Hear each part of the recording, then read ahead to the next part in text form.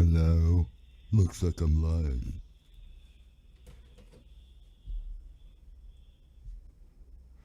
Let's see here. Where's the chat room? The chatty room while we wait for the Revolution.Radio countdown. We got too many browsers. What's going on here?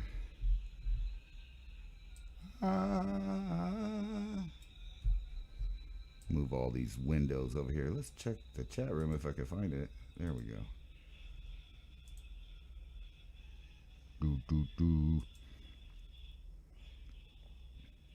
Nears it is. YOLO mofos.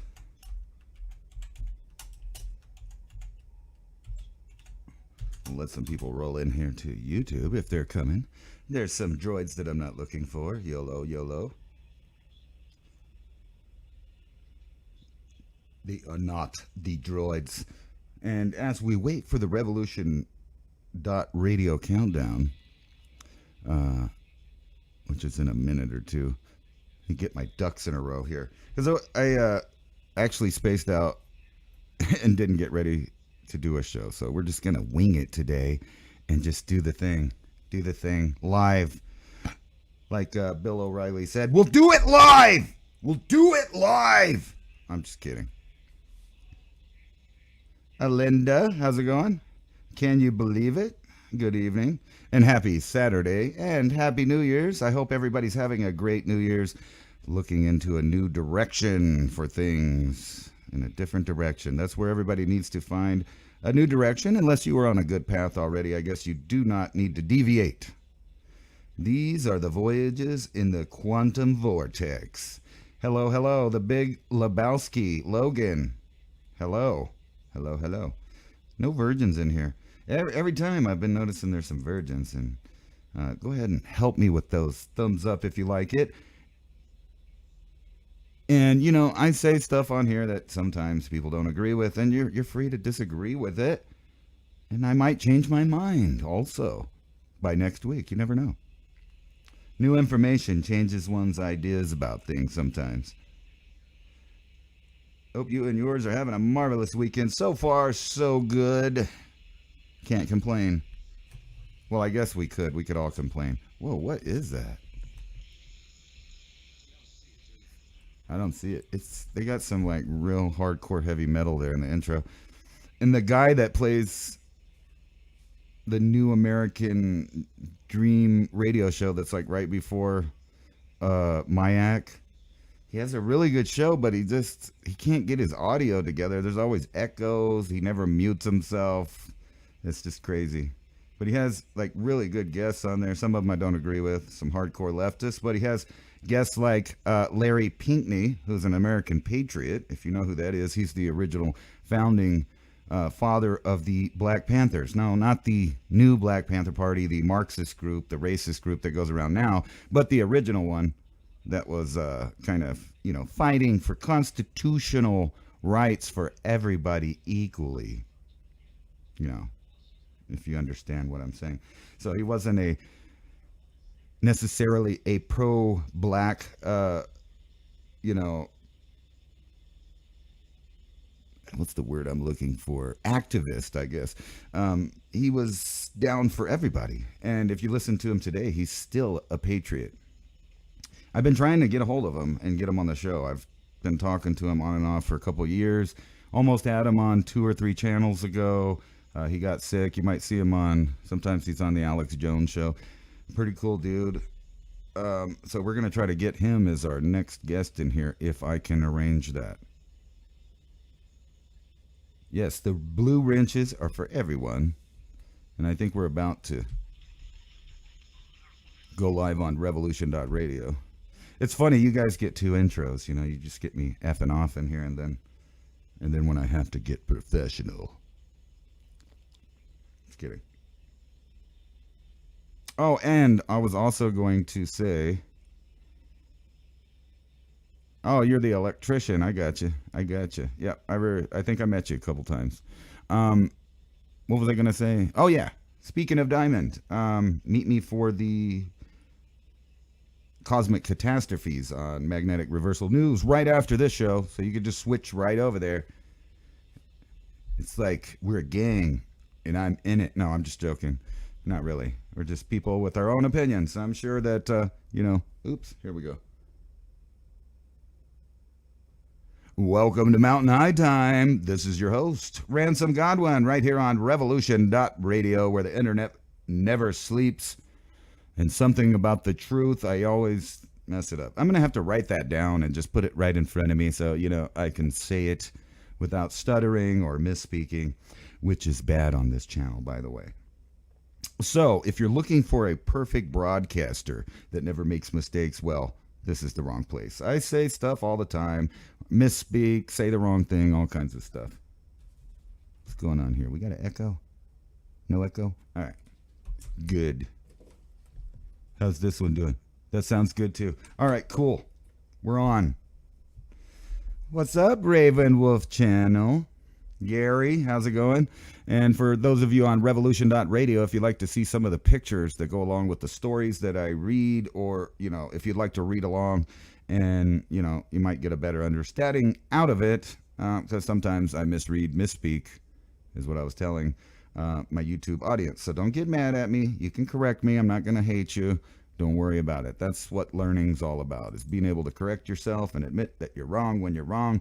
But as far as it goes for things that are unknown, like as far as archaeology and other things, I can say what I want because they're just making up theories and they have no idea and can't prove it anyway. Sometimes they do, and I'll go ahead and agree with it if I agree with that information.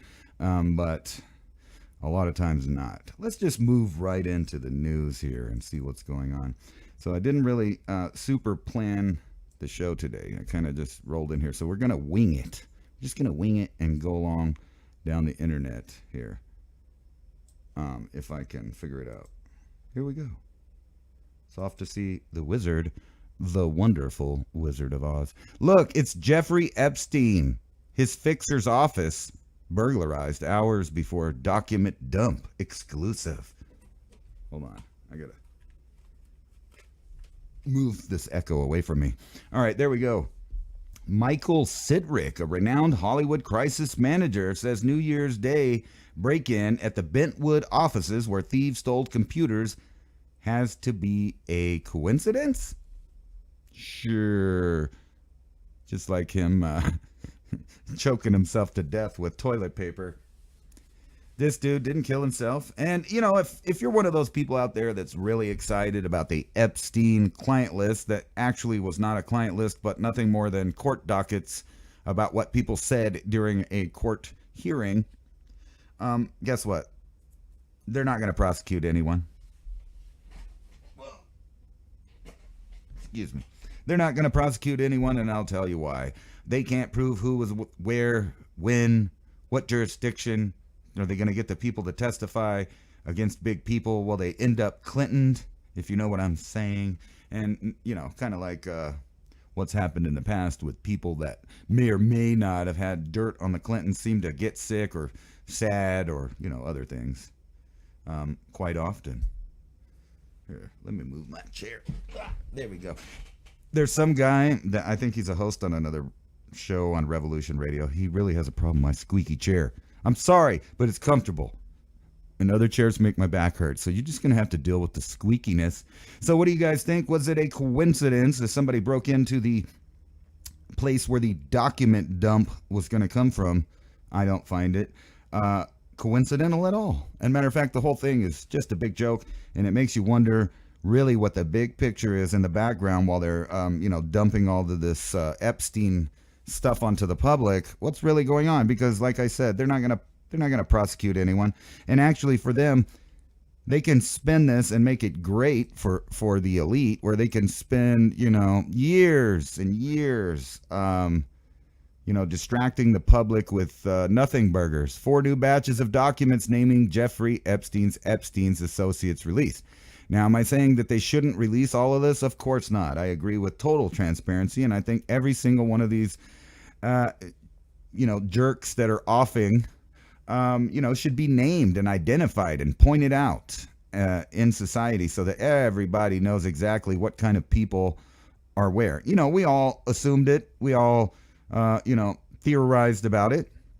And One thing I can say about the release of some of these documents, none of them really being a client list.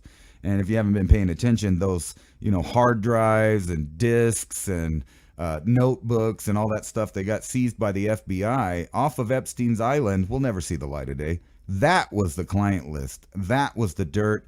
And that was all the stuff that was coming up from this guy who him and his girlfriend were known Mossad agents. And deeply involved with the Israeli intelligence agency. And it's no doubt that they were running a hardcore honeypot to get pictures and videos and scenarios so that they could bribe, very influential people. But I'm more than sure that this is not the only so-called Epstein or so-called Epstein's Island or a honeypot. I imagine there's thousands of these things being run by different, factions and different governments all the time.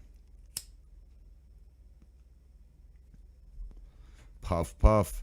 So I don't think that we're ever really going to get anything out of any of that. Here's a new article that I find interesting, and I think it's pretty true right here. The rise of climate change skeptics in politics. It's a global trend. Now, I haven't read this article, so they may talk about it in a negative light, but let's see. In recent years, the rise of climate change skeptics in political arenas has brought a new perspective to the forefront. Danny Healy-Rae, an independent TD from Kerry, Ireland, is one such figure who has been labeled as a climate change skeptic. His bold statement in 2016 suggesting that there is little humans can do to control the weather drew both criticism and support. This trend is not limited to Ireland alone. The recent Dutch elections saw the emergence of an anti-green party as the biggest winner, reflecting the global rise in climate change skepticism. Similar candidates are gaining traction in upcoming elections in the U.S., U.K., and other countries. They present a counter-narrative to what they perceive as a conspiratorial cult around climate change. Now, I'm just going to leave it there. Obviously, if you've been paying attention to me or others, there's plenty of factual evidence out there to suggest that the whole thing is garbage. It's garbage.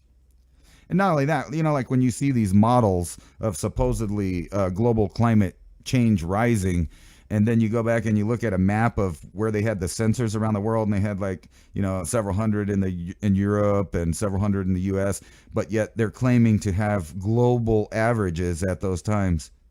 How did they get global averages if they didn't have the sensors all around the world back to when they're claiming they have data from? I don't know. But the rise of climate change skeptics is a good thing. No science is settled, and if anyone ever says that the science is settled on any topic, immediately they're full of Bravo Sierra, or as we like to say around here, caca de toro. Ese, you know what I'm saying? Anyway, that was the wrong article. I wasn't going to move to that one. How about if you're flying around in a plane, and this is one of my greatest fears right here. You're flying around in a plane, and then, part of the aircraft just blows off into the wind, which is what happened to an Alaskan Airlines. They lost a section of its fuselage mid-flight, causing an emergency landing. I'm sure that people were terrified, petrified, and, I don't know about scared shitless because they probably were wearing their brown pants, at that point. Let me go check in on the chat over here and see how my ramblings are doing. Elena Mantelango. Oh, I said it wrong. Mantiegua. I better not. I just better not get in trouble.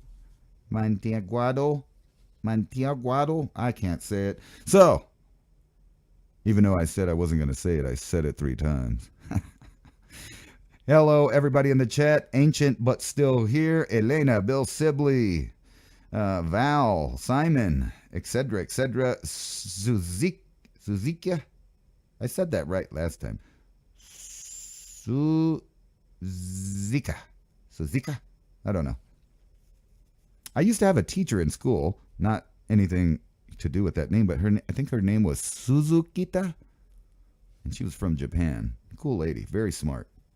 I got in trouble though one time, looking at her buttocks in class, and they moved me to this big old 6 foot tall white guy that was not attractive. Let's just say, be careful where you look. You know what I mean? The Z sounds like the word measure. Okay? Anyway, one of my greatest fears flying, because, recently we've flown to Mexico a couple times, and oh my God, I hate the whole thing. It's not that I'm super scared. It's just that I know it's one of those situations in which you've given over all sovereignty, decision making, and control in your life.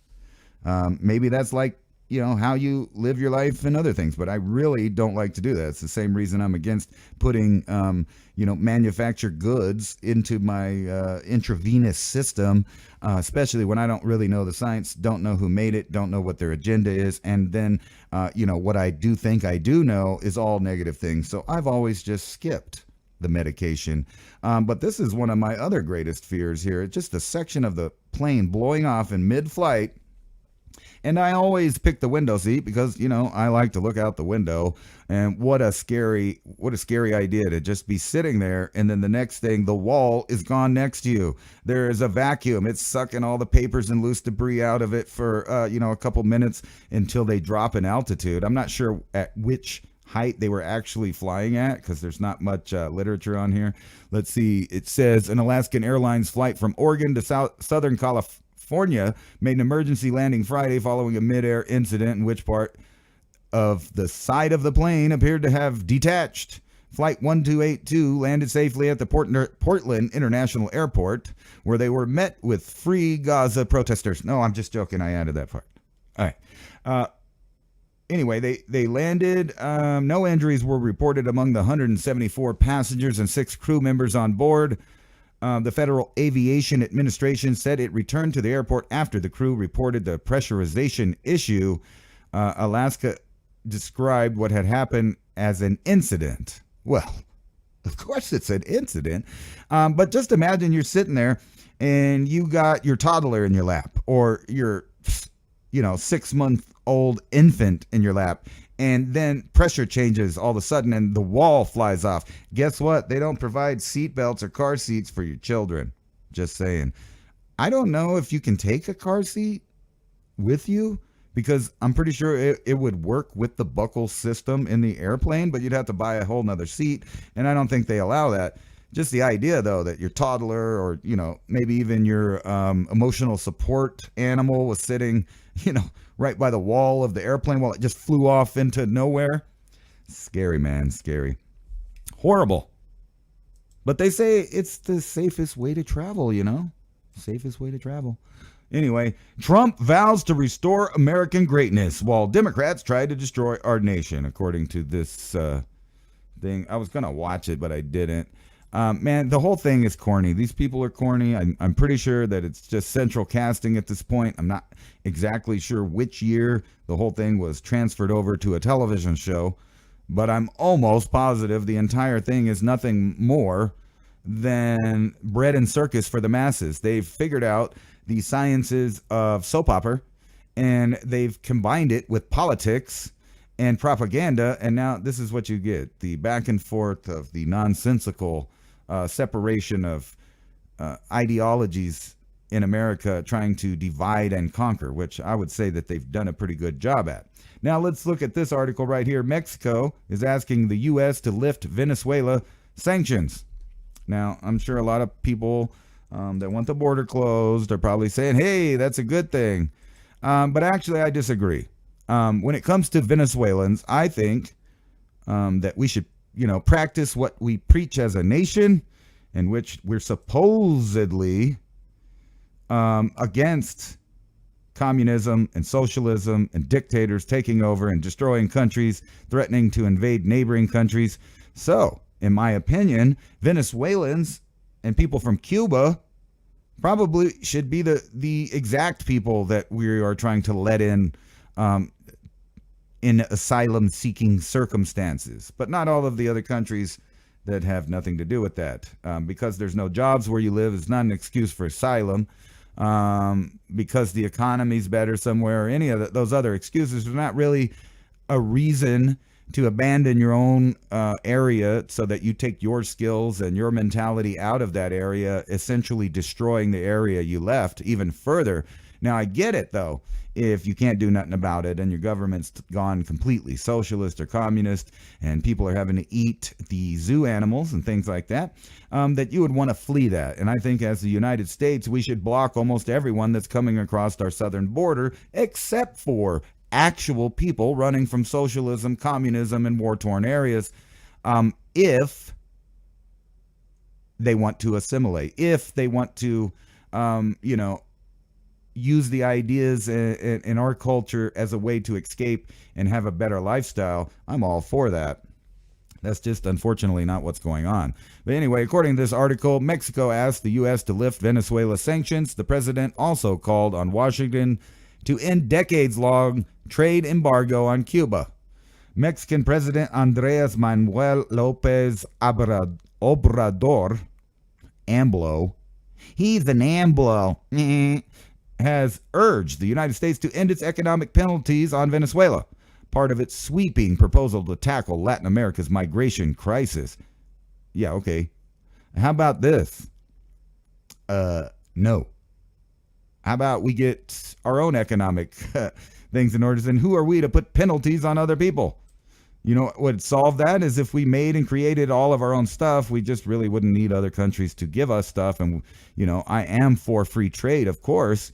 And the way that would work is those countries that have things that we don't have, they trade, they sell, and they make money, they do good, and we do good. But that's just not how it works. Our corporations seem to want to have their fist and their finger all the way up in it, getting what they can on every end of it, on taxes, on tariffs, and trade. And all it eventually does is destroy areas, making, arbitrary rules about trade and stuff. Meanwhile, they're setting up the world for a massive hunger crisis. Israel.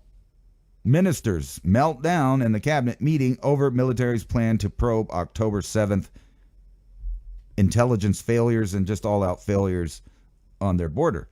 And which I said at the time, Israel, being a country with some of the most sophisticated software, AI, and human intelligence, somehow didn't know a bunch of people were, paragliding over into their area where there just happened to be nobody on the wall who usually has lots of people. And as I pointed out on my channel many times, has guns, literal AI guns on the walls and borders of the country. So the idea that they snuck in is kind of, So what they'll do is they'll have a 9/11 commission style response to that. And, maybe it's not an accident that people might get their neck broken that work for certain intelligence agencies once their, little honeypot operation gets exposed to the world. What would you do if you were the head of that operation? Well, you'd start killing. You'd start ordering people to go around and collect all the evidence. You'd intimidate people. And basically, the same things that the Clintons get accused of, which, by the way, are heavily implied in this whole debacle. If that doesn't get me banned, anyway. But let's move on to something kind of cooler.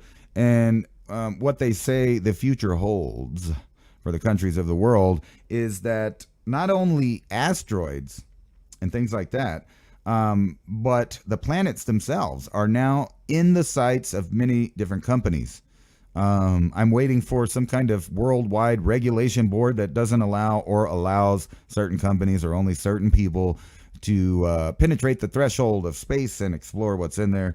But according to this article from the Associated Press, 2 companies will attempt the first U.S. moon landing since the Apollo missions a half century ago. And they're still trying to tell you that this is, this aluminum foil and stuff, whatever. There's so many things with the moon landing. Now, I personally do not believe any of the public moon landing stuff. There's too many questions, too many fallacies. The fact that Wernher von Braun had a whole production company producing the images that were to simulate the moon landing, and then seemingly that's what we got later, was a production. Now, I actually think they did go to the moon. They're just not sharing any of that. And you might want to ask yourself, if that's true, then why? Why would they not show us anything? Well, it might be because they found a lot of terrifying things up there.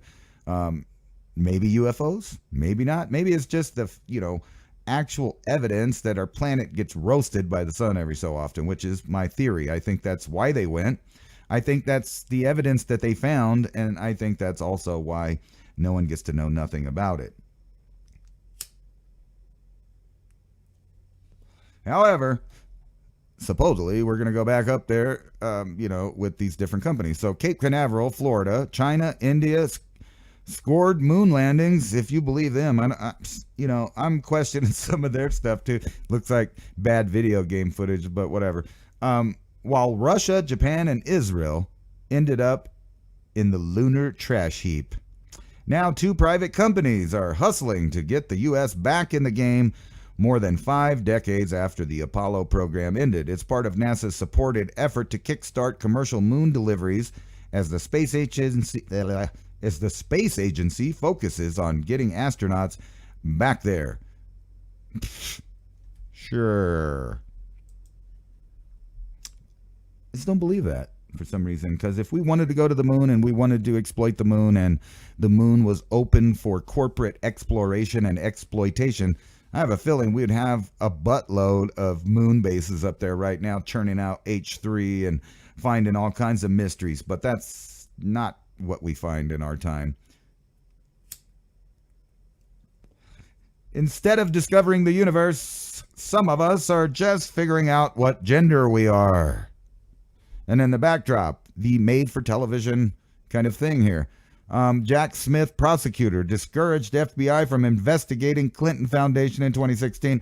Oh my God, I cannot believe that he would do that. Well, yes, of course I do believe it, because they're all in it together, protecting each other. Government always protects each other or itself, if you haven't figured that out yet. FFA grounds Boeing 737 MAX 9 jets after exit door incident. In other words, they're grounding the planes because half the, or not half of it, but a big chunk of the plane flew off. And in other aviation news, U.S. supersonic bomber crashes. Who knows what it was doing, but let's look at this. Photos circulating online appear to show that a fire not far from Ellsworth Air Force Base in South Dakota. A long-range U.S. B-1B Lancer bomber has crashed outside of Ellsworth Air Force Base in South Dakota. Military officials have said nothing. Oh, sorry. Misread. See, there I go again. Nodding the incident took place as the aircraft wrapped up a training mission. Airbase staff confirmed the incident in the statement on Thursday night, saying the bomber went down around 6 p.m. local time while attempting to land at the facility. Well, dang it, man. And I believe that this big fireball here on this post is the B-1 or B-1B Lancer exploded in the background. And kind of brings us to another topic. There's a guy that wrote a book called Strategic Relocation. I can't think of his name right off my brain. But anyway, he did some interesting talking about theorizing about the war, the upcoming world war or war with communist China, in which he said that there had already been an arrangement made by the powers that be to allow a first strike scenario on the United States in the form of maybe some small detonations or a large EMP over maybe the East Coast or West Coast of the United States, in which case we would then have a conventional kinetic war with China to use up basically all of the old garbage that we have.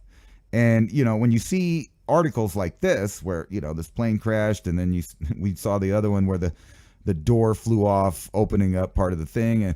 And as a matter of fact, I've done a lot of research into this. The entire aviation industry is understaffed and maintenance is not being checked on and the planes are falling apart.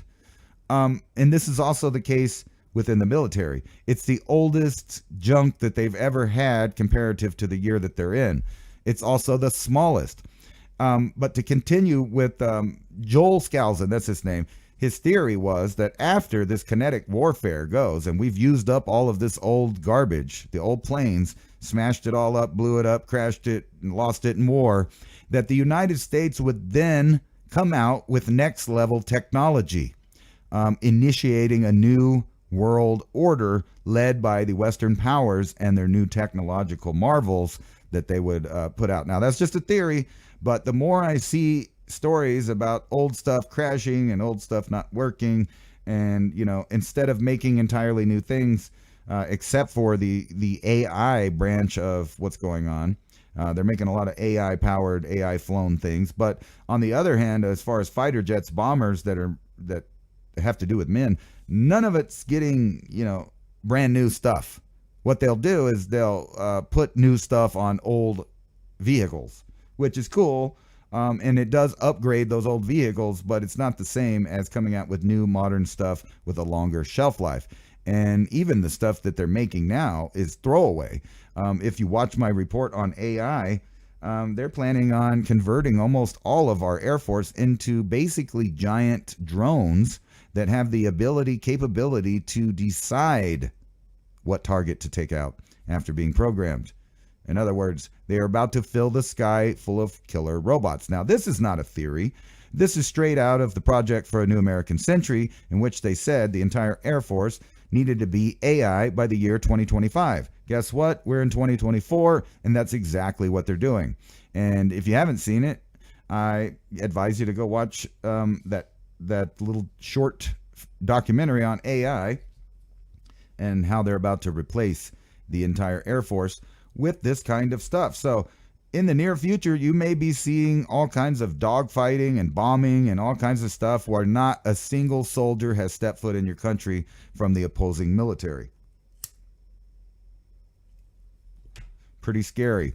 And if you don't believe me, just ask the Ukrainians and the Russians and people in the Middle East and people in Israel and people all over the place in war zones, also along the U.S. Mexican border, that are being killed and having to deal with warfare regarding drones as bombs, as surveillance, and soon to be killbots running the streets.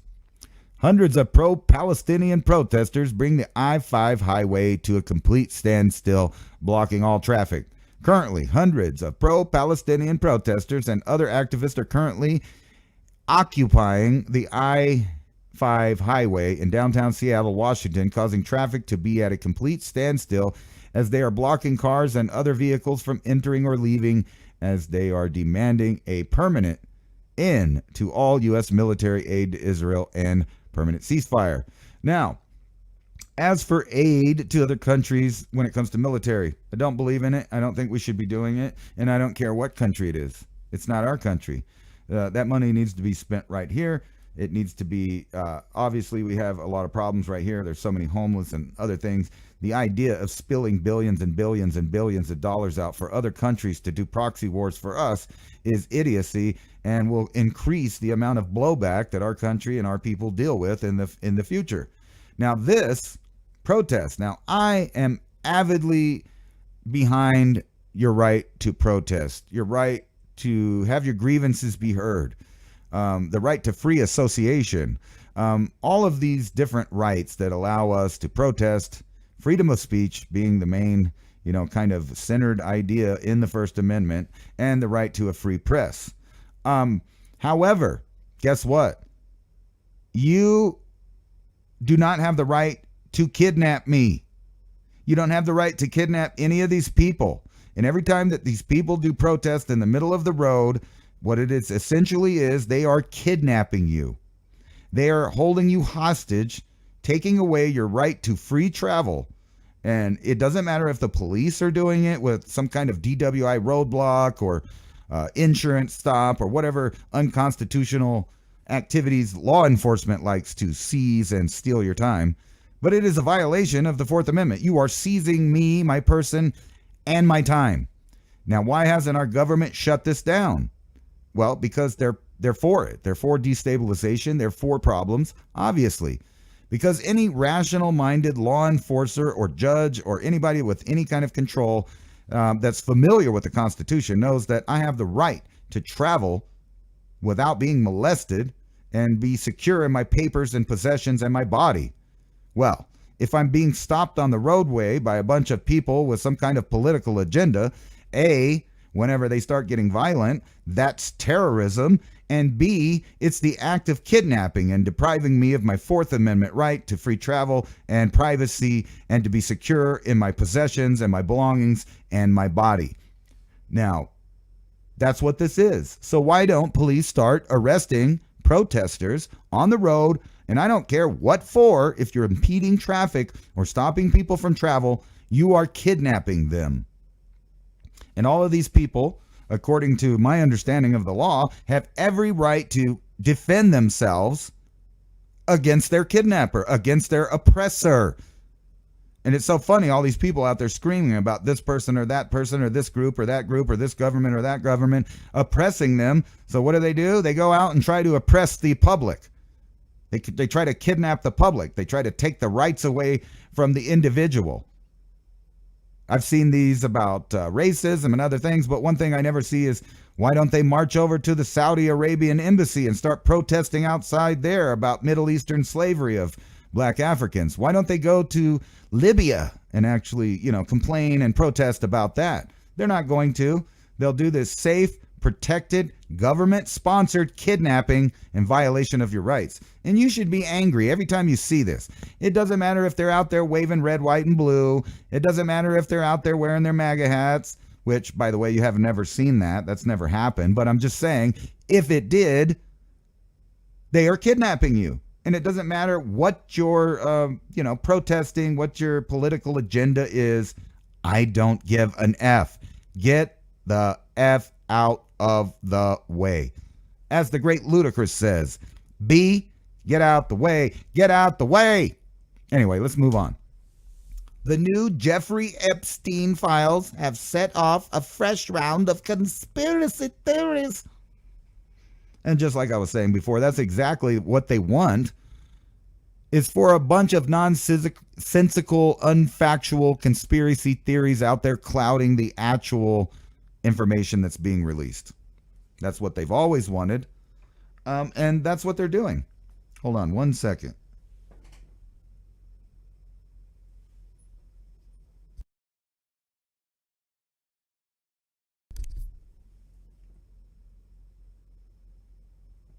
Boy, that was a lot of dead air time for just a cough button. Anyway, this is a picture of Jeffrey Epstein, the child molesting Israeli Mossad agent or asset, however you want to put that, and also probably worked for several other intel agencies on the side.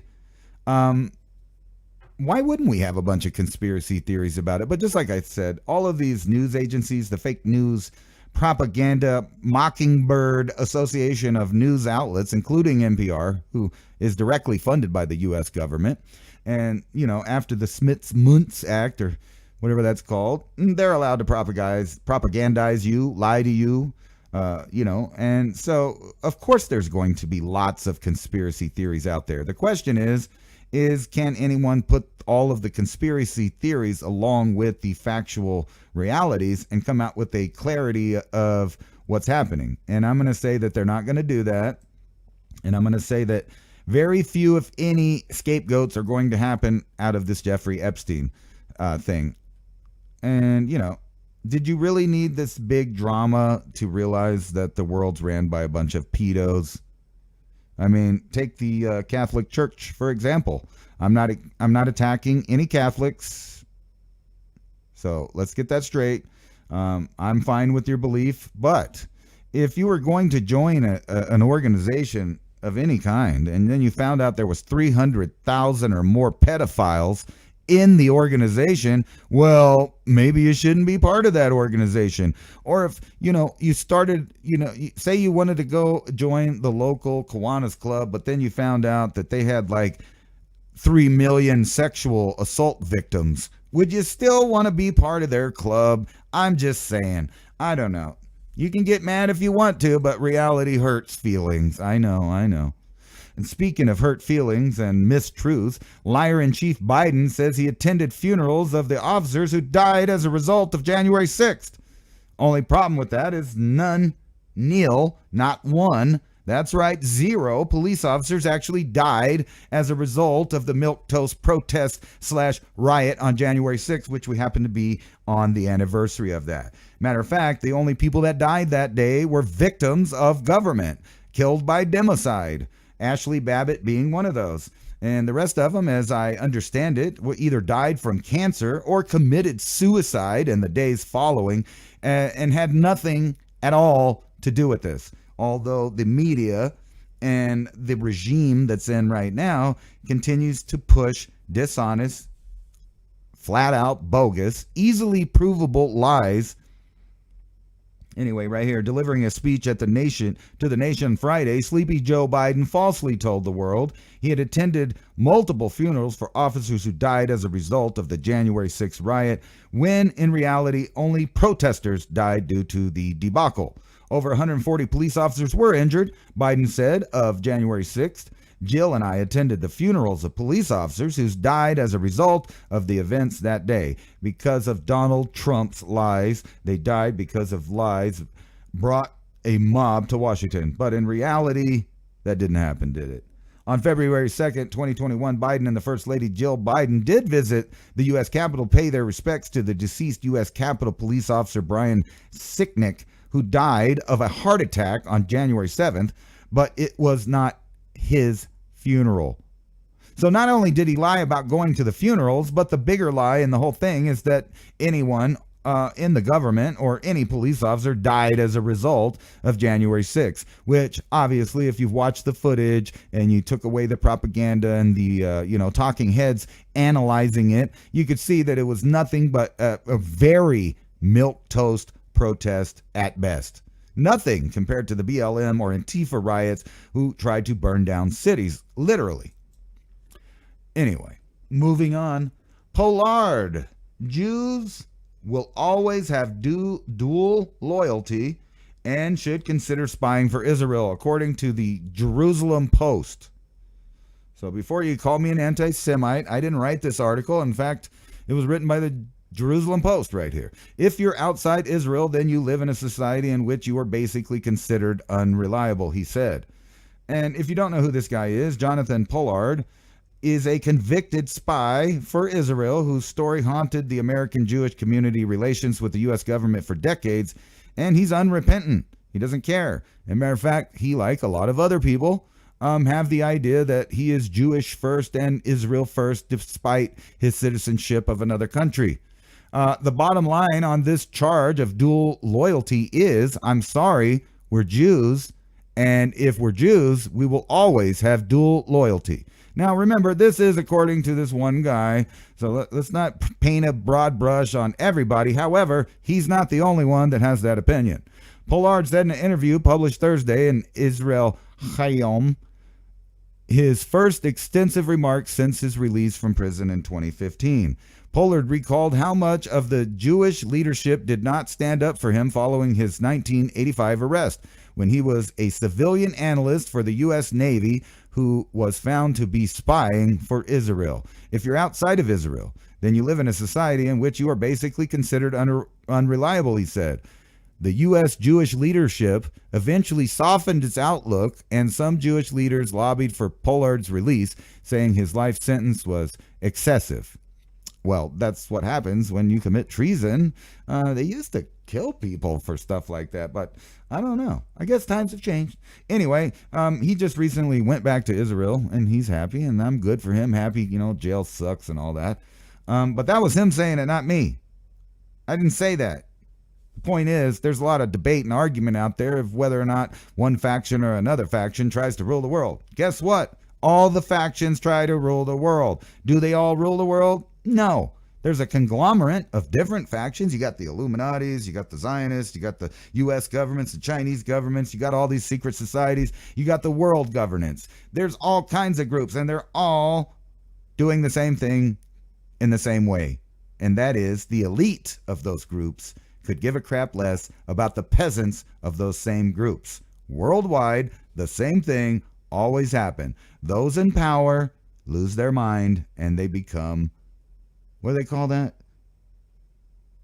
Corrupted? Absolutely, because of absolute power. I think that has a strong ring to it. As a matter of fact, in my opinion, there are no righteous people in positions of power because those positions have already been taken by the most evil of the evil on the planet. Because guess what? Power over other people never crosses a righteous man's mind in the first place. So, he's not sitting around wanting to run other people's lives. Anyway, what was I talking about? Oh, yeah. Donald Trump completely vindicated by Epstein documents, I guess. It's a bunch of hearsay. Did he or didn't he? Evidently he didn't, but those files that were released didn't condemn or, do anything. It's people in a trial that were naming names, and we got to hear those names. And again, it's not a client list at all by any stretch of the imagination. We're never going to get to see that. Have you ever seen the client list of the DC madam? Didn't think so. And I don't think you ever will.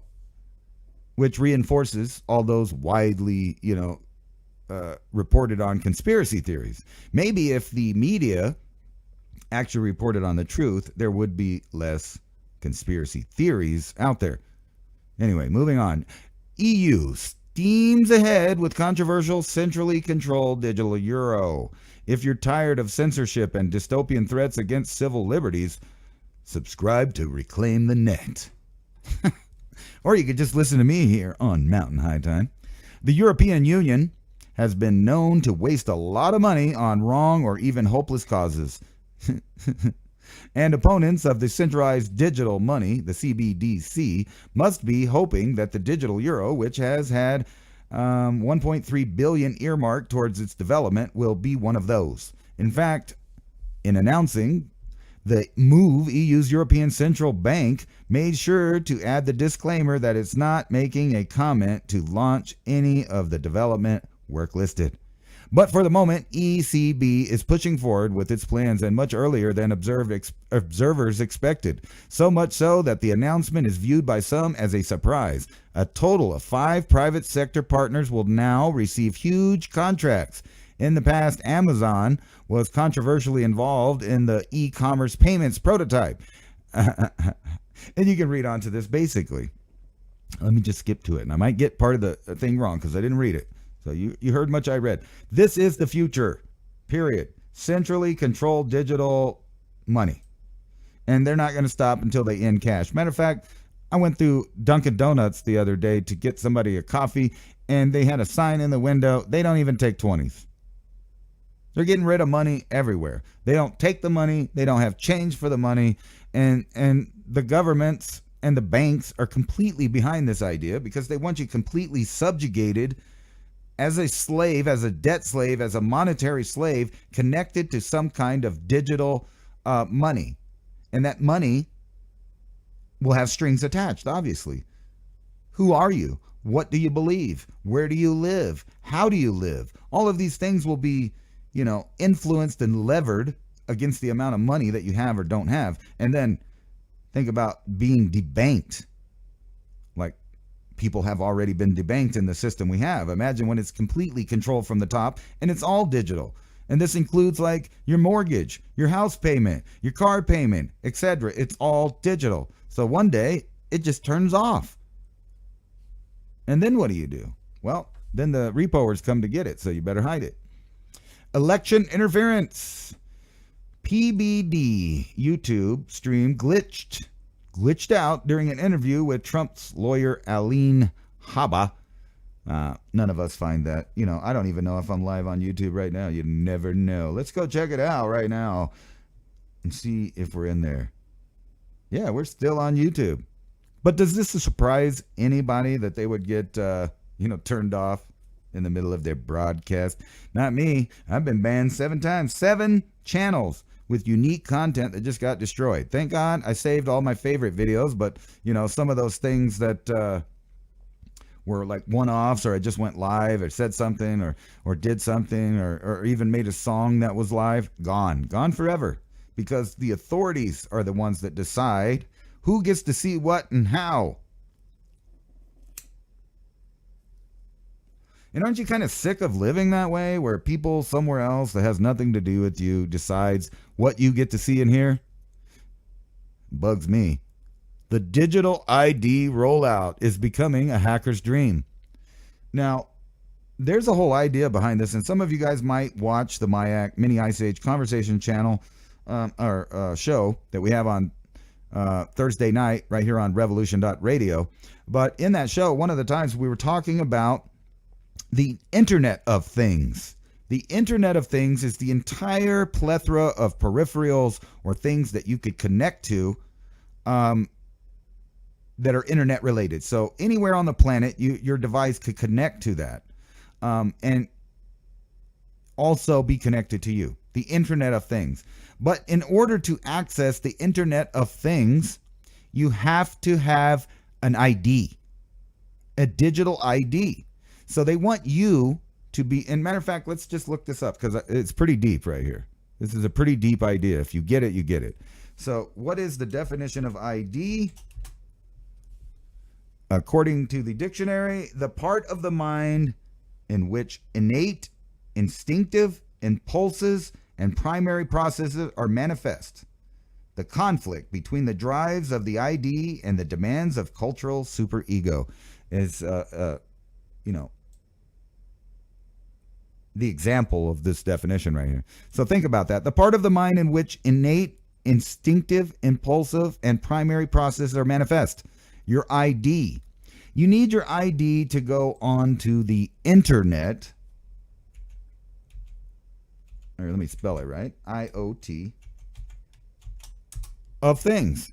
The term IoT, or Internet of Things, refers to the collective network of connected devices and the technology that facilitates communication between devices and the cloud, as well as between the devices themselves, i.e. you and your implant or your phone or whatever you have on. Now, if you put these two IDs together, you need the ID to enter or participate in the metaverse that they are calling behind the scenes the Internet of Things. And together what you get is a nation of IDs inside the Internet of Things. And let me spell that out for you if you have not got it. That's ID IoT. And that's what they want out of everybody. And that's why there's dumbing down programs and propaganda programs, because they want your ID to join the IoT, making everyone out there an idiot. Literally, they tell you these things in your face, these terminologies, they link them together. It's all like that. And the idea of things that's usually like, always backwards, like healthcare. You mean sick care, because you deal with people that are sick. Once they're sick, they're not trying to make you healthy. ID, that's right, your digital ID. Your ID that you need to get into the Internet of Things. And once they have everyone connected, then the world will be full of idiots. Idiots. Literally. Like, I mean, how else can you say that? And when you look around and you see people like lost in their phone, right? If you've ever seen that, like, then you're seeing it. You're seeing the idiots develop. And I don't mean that they're dumb people, obviously, if you're catching on. It's just an idea of the future. Your ID enters the Internet of Things. And what they want for you as a person, as a peasant, is to be completely controlled by your connection to the Internet of Things. You have to have your ID to connect to that. And that ID will decide how much money you have, where you can travel, what you can eat, whether or not you can talk to other people or even be on the social medias or any of that stuff.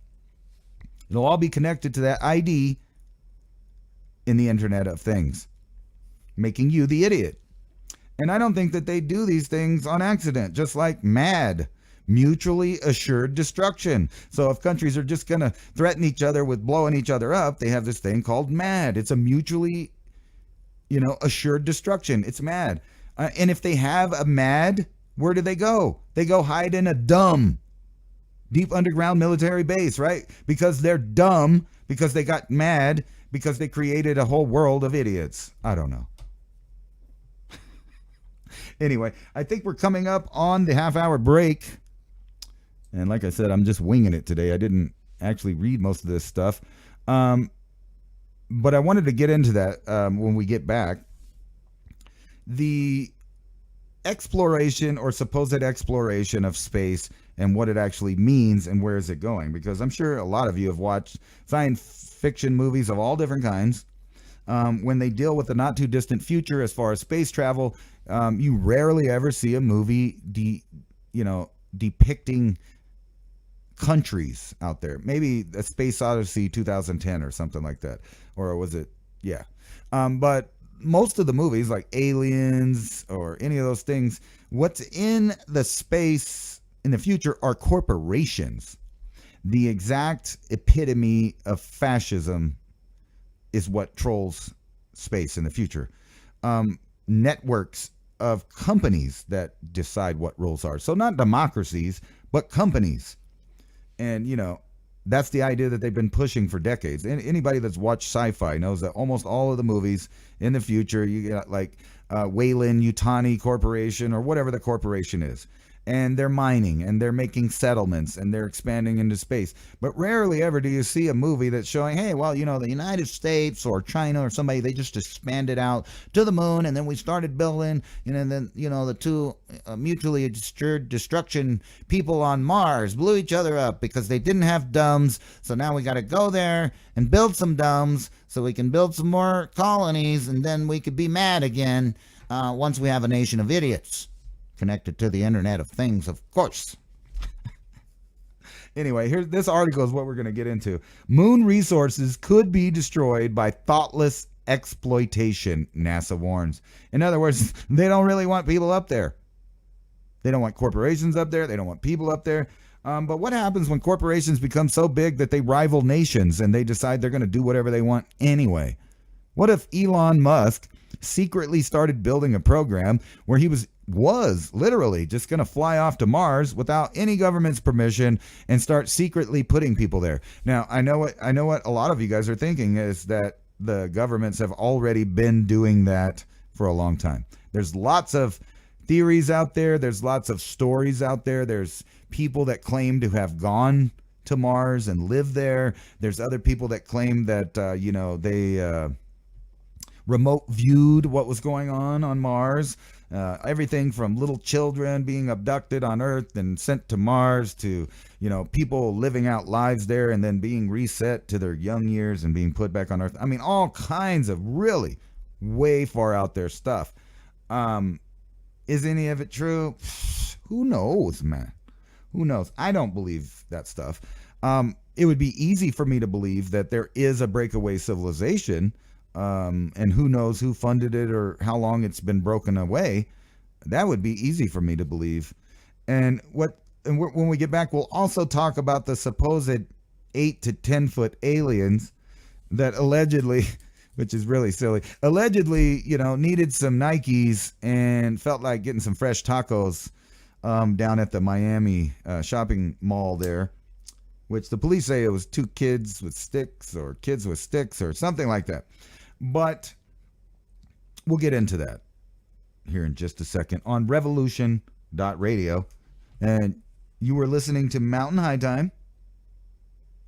And this is Ransom Godwin. I hope the weather is partly cloudy for you guys out there, if you know what I mean, which I think a lot of you do. Oh, let's turn this off. I thought I was looking at you guys talking to you. You guys weren't seeing my pretty face because I had it covered up. But anyway, when we get back, we'll talk about 8 to 10 foot aliens. Do they exist? Could they exist? And would you believe them if they came and knocked on your door and asked for money for the Salvation Army? And how would you even know if aliens did exist? How would you know that they're not walking amongst you right now? Matter of fact, with the breakthroughs in genetic technology that humans have, who's to say that an alien race couldn't just grow a human automaton or a little android or organic android of some kind to just sit down and walk around us, infiltrate, rise to the top of the governments? I mean, think about it. If we're talking about extraterrestrials with real technology, why would they just come down and be silly? They would have many, futuristic and complicated ways to infiltrate our society if they wanted to do that. Or they could just go down to the southern border and claim amnesty. Amnesty. Yep. Oh. I forgot to mute Revolution.Radio. Anyway, we'll be back in a flash in about 5.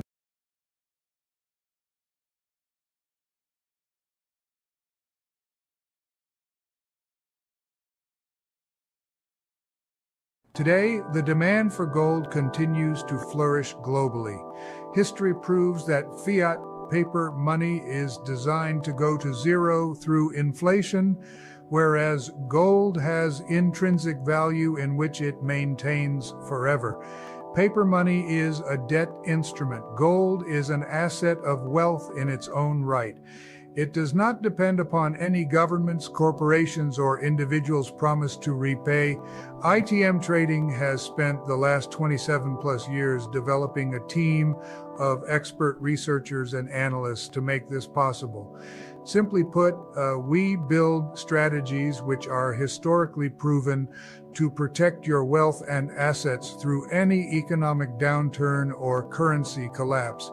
Schedule your free gold and silver strategy call 866-834-1422. That's 866-834-1422. Or go to learn.itmtrading.com/MIAC and keep watching Mountain High Time and Mini Ice Age Conversations if you know what's good for you. Imagine, if you will, a glimpse into the possible outcome of a million mistakes. What you are about to watch is a nightmare. It is not meant to be prophetic. It need not happen. It's the fervent and urgent prayer of all men of goodwill that it never shall happen. But in this place, in this moment, it does happen. In the midst of it comes unexpectedly over the phone the announcement of the President of the United States, the warning from the very top declaring a state of emergency of suspected enemy missiles approaching. It's anyone's guess where they might land. What city will be obliterated? How many could be lost? And last but not least, will it be me? Will it be my family, friends, my square inch on the map? Minutes go by and nothing. Right as you exhale a breath of relief, an instant wave of horror treks down your spine and a sinking feeling in the pits of your stomach. Just then, the power goes out. The only light you see is the glow of your phone. Shining in your face, the icons of terror. Low battery, and even more frightening, the symbol for connection to information and loved ones gone. You try the landline in your office, desperate to contact family. Nothing at all, just a bone-chilling empty silence. Panic-stricken, you blindly forage for your car keys. Success. Something in this nightmare of a day has gone right. Now it's a desperate, mad dash for your car. Your mind now in a near intellectual paralysis. Logic a struggle as you cope with a Gatling gun barrage of horrific ideas of what your family might be going through in this very moment. Miraculously, your car starts and you begin your seemingly apocalyptic drive to locate your kin. As you pass the first stop sign, the sight of civic decay is already bearing its nasty head as you speed past fights in the streets, looting, and a complete halt of any semblance of an evolved civilization. To your right, a large fire. As angry, fear-filled citizens with their arms full of grocery items run from what used to be your local food market, ran by a mom and pop's couple, now collapses into a bonfire of dreams. Because of the commotion, your attention span has been stolen. Now before your automobile is a violent crowd. They have now surrounded your car, banging on the metal, bashing at the glass, screaming incoherently. What just a second ago was the road to salvation, now a deadly trap of circumstance and fear blocking your escape. This can't be happening, repeatedly echoing in your head as you start to mumble the phrase in a shrieking, inaudible, childlike tone to yourself. The trepidation now filling your lungs like a poison fog, suffocating and smothering in its certainty. Just then, as your heart and soul seem to be having synergistic perturbations, an alarm blares, overwhelming your senses. Immediately you recall the warning of missiles. You close your eyes and expect the end. But the alarm morphs into a sweet, familiar beckoning of your alarm clock. You open your eyes and switch off the welcoming timepiece. A warm filling of relief as you realize your family is safe in their beds, and no pending doom is written in the stars today. For a split second, you ponder the poor people of your vision, and it reinforces your confidence that you have already prepared for the any scenario. You have peace of mind your children will eat and thrive, because you invested in their future to give some stability if any break in the normality of life happens. You invested in heaven's harvest. The you in this story was a fictional you. But do you get the feeling something unthinkable is going to happen soon? I sure do. The problem is we probably won't see it coming. One morning you'll wake up and the world will be a much different place. Don't panic, prepare. Smart folks are investing in emergency food now. A wise man once said, "It's better to have it and not need it than need it and not have it."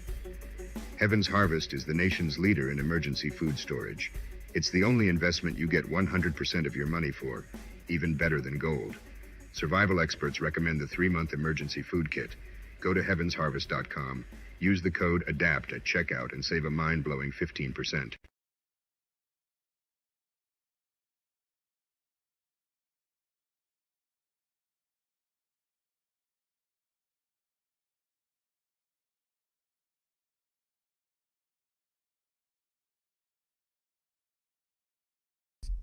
And welcome back to Revolution.Radio.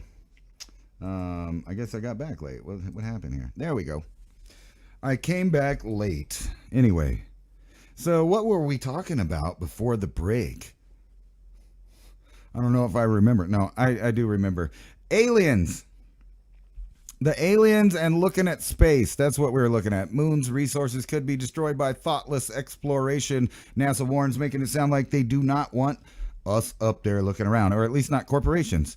And to a degree, I do agree with that because, there could be things that we would discover that they might destroy as a good example of that is what's going on in the Yucatan right now, where they're building this big old train and they're finding all of these little artifacts and caves with ecosystems. Guess what? They're just rolling right over that. They're just rolling right over it. Species we'll never see before, artifacts that'll never be seen again. It's not very important when it comes to progress. So the idea that things get destroyed by progress is true, but at the same time, look at Europe and other places where we found some of the oldest things right underneath our footsteps, and a lot of the mysteries of the past got dug up because of new construction and coming across things in the ground.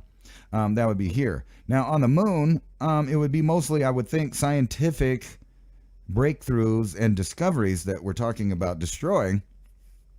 But let's come back down to Earth for a second, and I want to see if I can find it.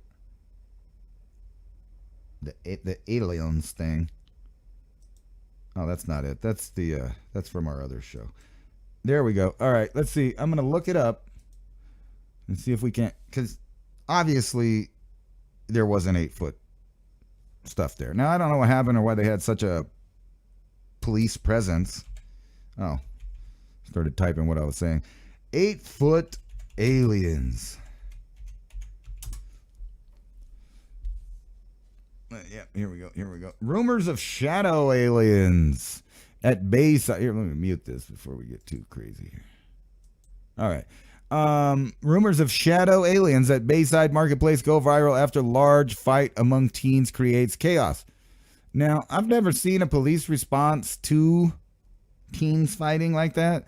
However, it says a large brawl between teenagers caused chaos at Bayside Marketplace in downtown Miami on Monday night. However, social media users claim that what ensued then was something much more extraterrestrial. As the fight drew a heavy police presence to the area that evening, rumors quickly spread around Twitter and other social media platforms suggesting that the police weren't there to handle a group of rowdy teens, but rather 8 to 10 foot tall shadow aliens. According to an amateur video posted online, there are moments when a big creature could be seen in plain sight standing in front of the entrance to the shopping mall, causing many online conspiracists to post their takes on exactly what happened that Monday night. Of course, the memes came flooding in as well. And let me see if I can show you guys this, at least on YouTube. It's so blurry. That's what it is. It's a blurry, out of focused video. Overexposed from a long ways away, super zoomed in. Now, I can't explain why there is so many police. I mean, I can't. That looks like overkill to the max. But what they're saying is, something was crawling around. Let me see if I can skip to the part. They might not even show it on this video.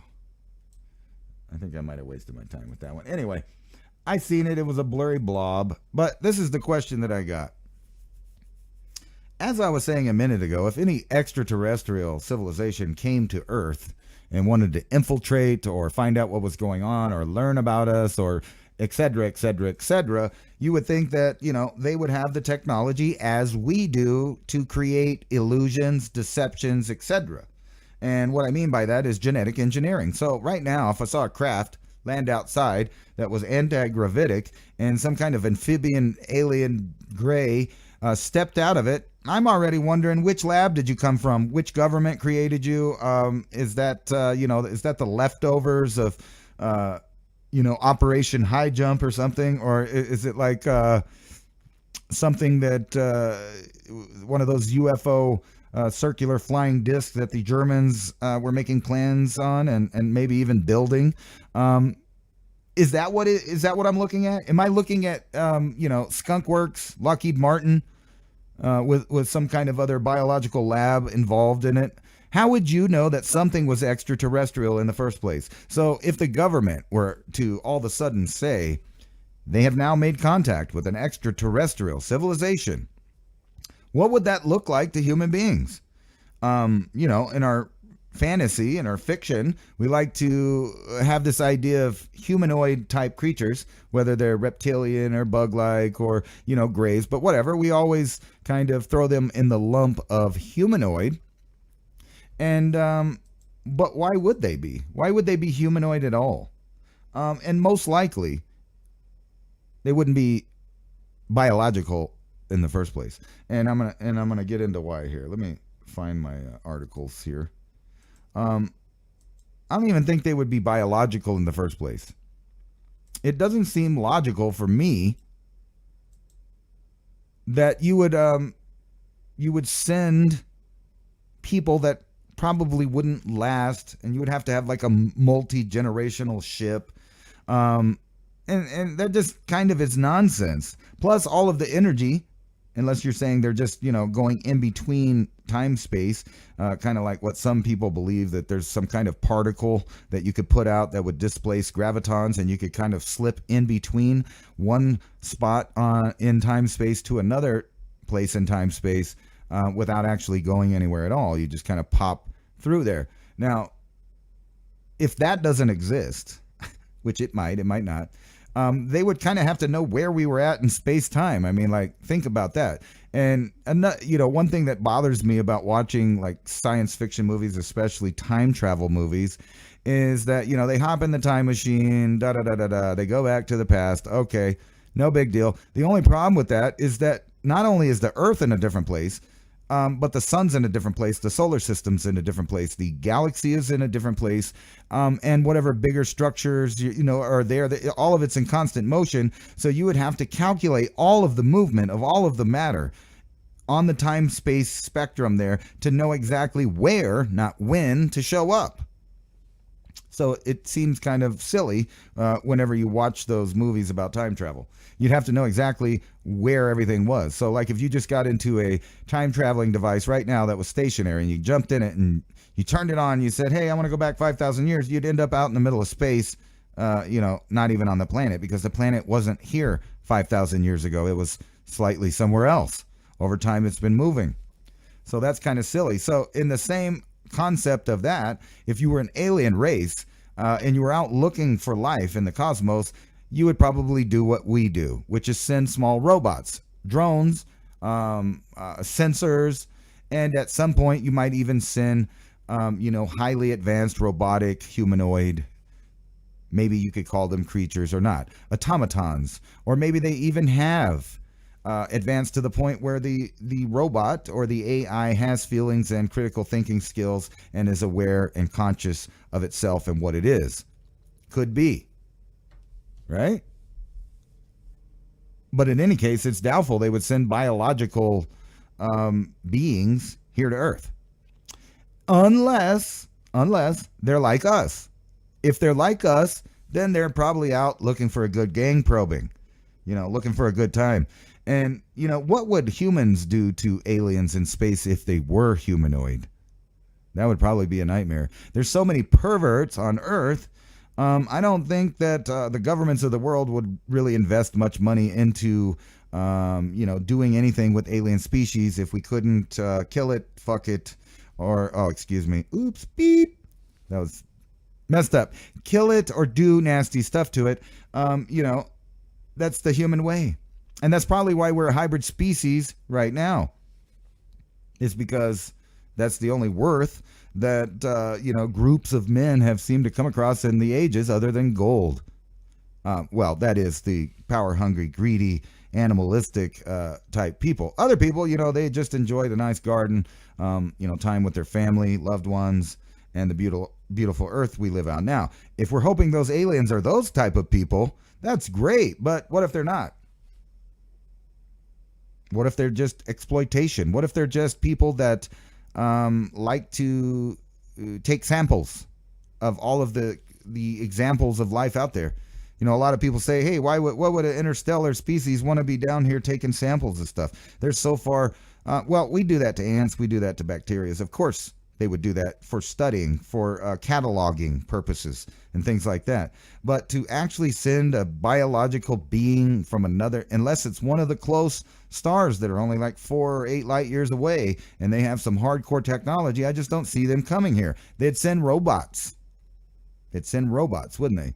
Now, if they were close by and they did come here, they might have been stranded. And actually, in my opinion, I kind of think the Great Pyramid of Giza is actually just a telephone to Sirius. They get that thing going. It pumps out some microwave laser.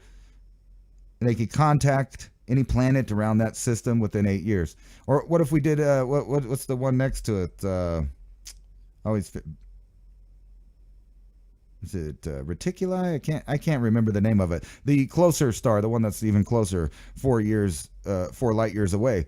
If they came from that little red, area, they could maybe actually get here.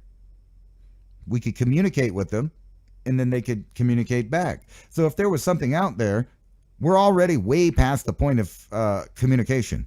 Matter of fact, the people in the ancient past that built the Great Pyramid of Giza were at the technological level to talk to people in the stars. A lot of people don't understand that. There's, what's his name? Christopher Dunn, right? He theorizes that it's just a big machine, and he demonstrates how it could be a machine. And he demonstrates also that the evidence is left behind that it is indeed exactly that machine. Now, he theorizes some kind of power substation or something to power something. I disagree. I think it's just a telephone. They would pump that thing up. It would get powered by sonic resonance from the Nile River, and they would pour hydrogenated zinc and sulfuric acid down 2 different tunnels. And when they mixed, it would make a chemical reaction that produced hydrogen that would bounce around in this little shaft and then start creating microwave. So in a sense, someone with some hardcore mathematics, engineering skills, and a good knowledge of chemistry could have built something like the Great Pyramid of Giza as nothing more than a telephone to tell someone somewhere something. And they would get that message within 8 years. I don't know. That was a little of a side, off the side thing there. But in my opinion, there's no 8-foot aliens going to be walking around unless the stories of the Anunnaki are true, in which they might show up and say, hey, rent's due. Because, that is a possibility. They're just showing up every once in a while getting all the gold from the people that think they're supposed to be running stuff. The right to rule people that believe that they're born to rule stuff, like the monarchies, et cetera, et cetera. Same people that are collecting gold for centuries and millennia. That was far out there. Let's get back to the news. And, I had my little rant about the aliens. But I just don't think that the governments of the world are going to let companies really get out there and really find any discoveries. Will they let them mine the solar system and bring in money and riches for the powers that be? Of course they would do that. Here's a article that I found kind of funny because I have this bank, USAA. Lawsuits accusing USAA of favoring military officers over enlisted. Certified as class action case moves on.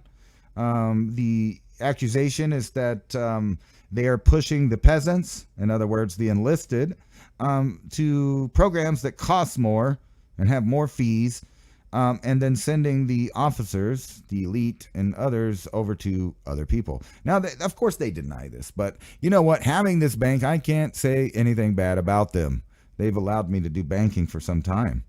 And this is one of the better banks, and it sucks that you as just a regular civilian can't open up an account here, because they do, for the most part, in my opinion, treat their customers right.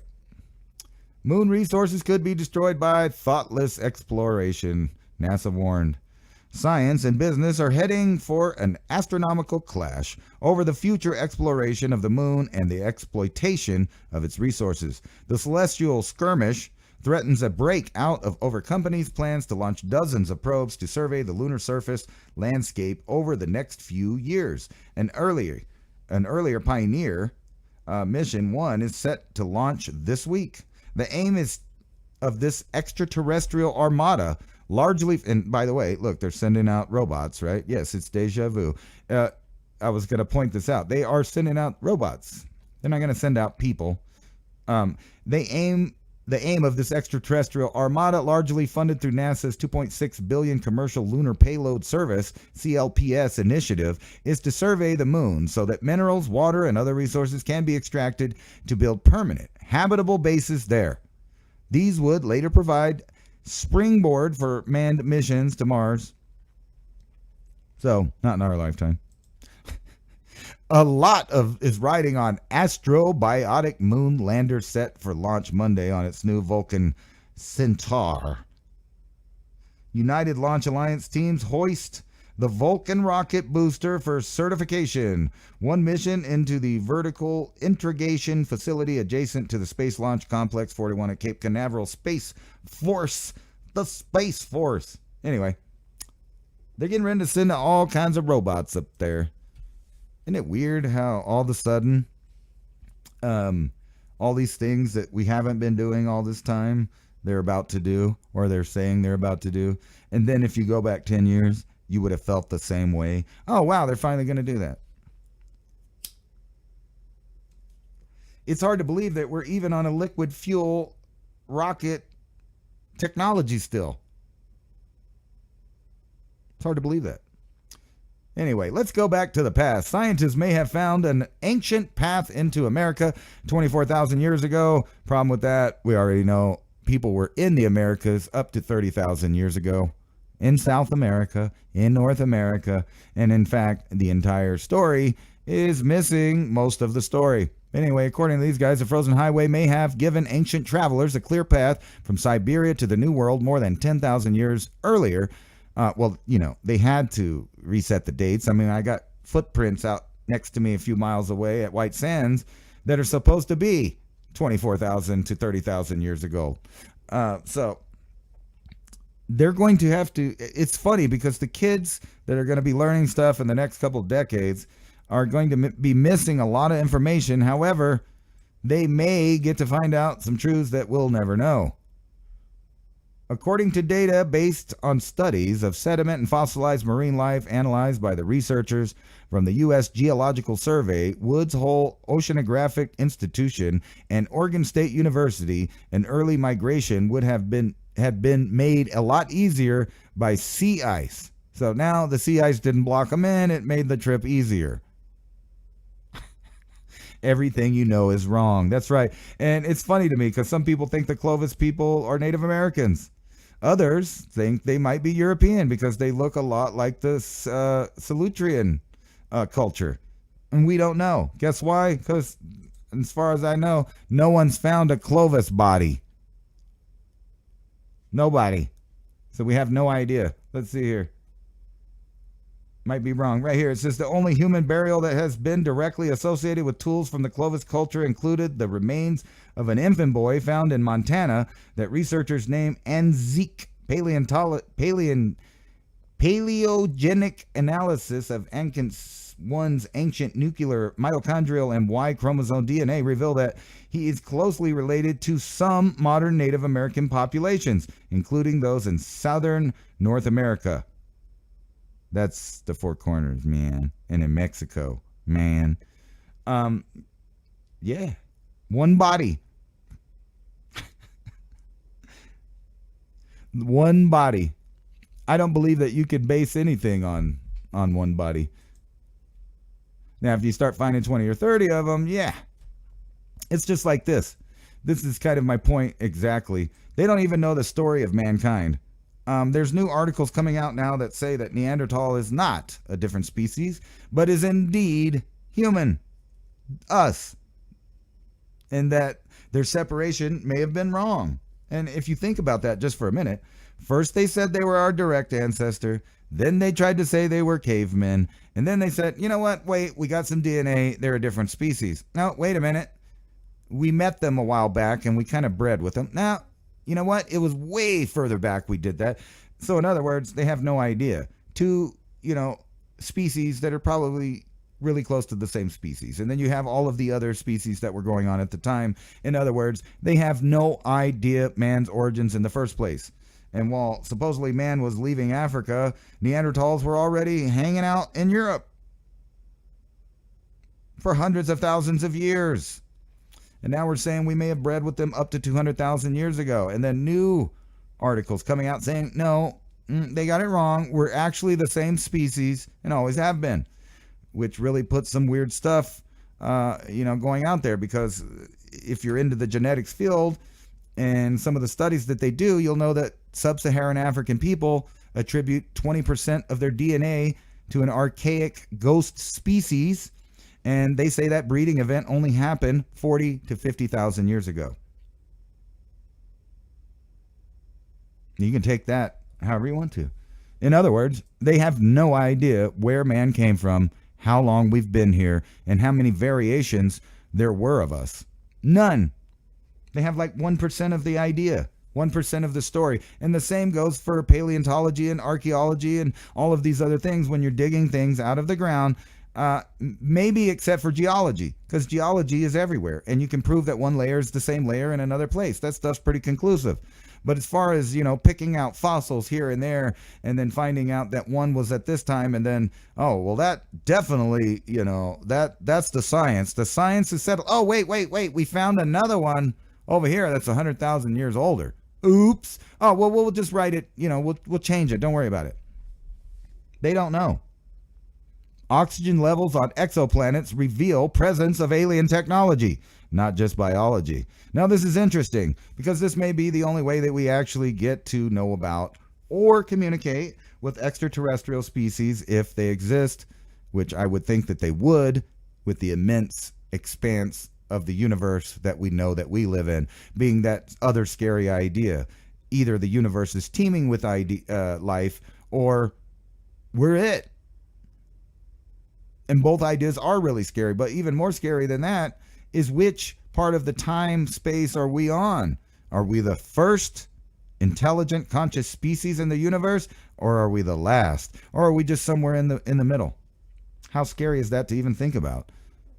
And it kind of lets you know that we're basically insignificant in the universe. In the ever-evolving quest to uncover extraterrestrial life, researchers are now expanding their scopes to include not just biological indicators like oxygen, but also signs of technology.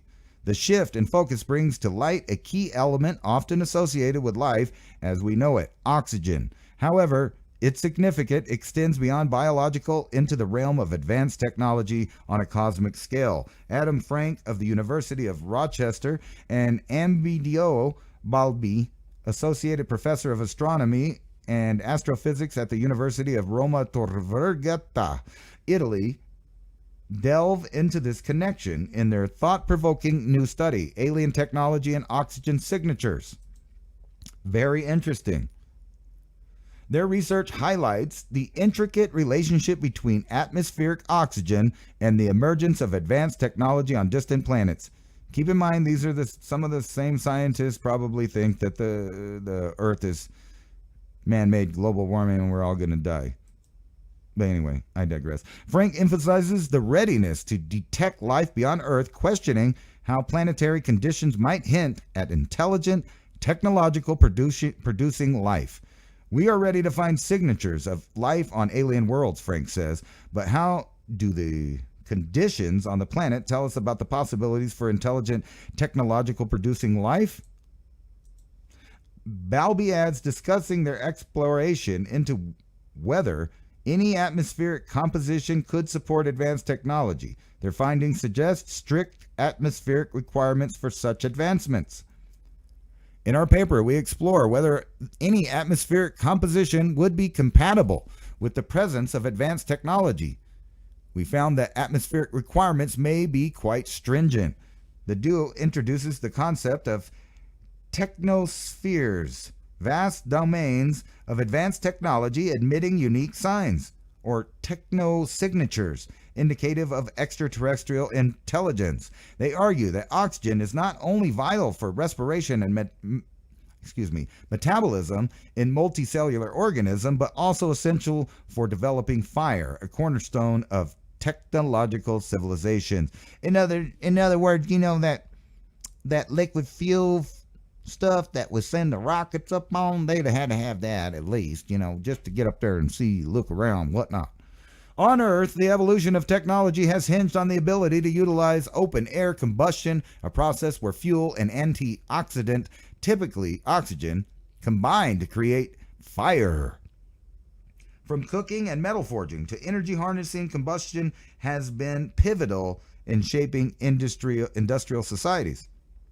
So now all they have to do is just beam over there, get a sample, a spectrograph of their atmosphere, and we've been able to do this for a while, to see whether or not compounds that indicate simple life, but, you know, this is like skipping ahead. If we can do that, why not just look for signs of technology and then start trying to talk to those areas in the universe that have planets that indicate that technology is happening. Oops. You might be able to get biology. You might even be able to get intelligent creatures in a world that doesn't have oxygen, Frank says. But without the ready source of fire, you're never going to develop higher technology because higher technology requires fuel and melting. Interestingly, the oxygen levels needed to biologically sustain complex life and intelligence are lower than those required for technology. In other words,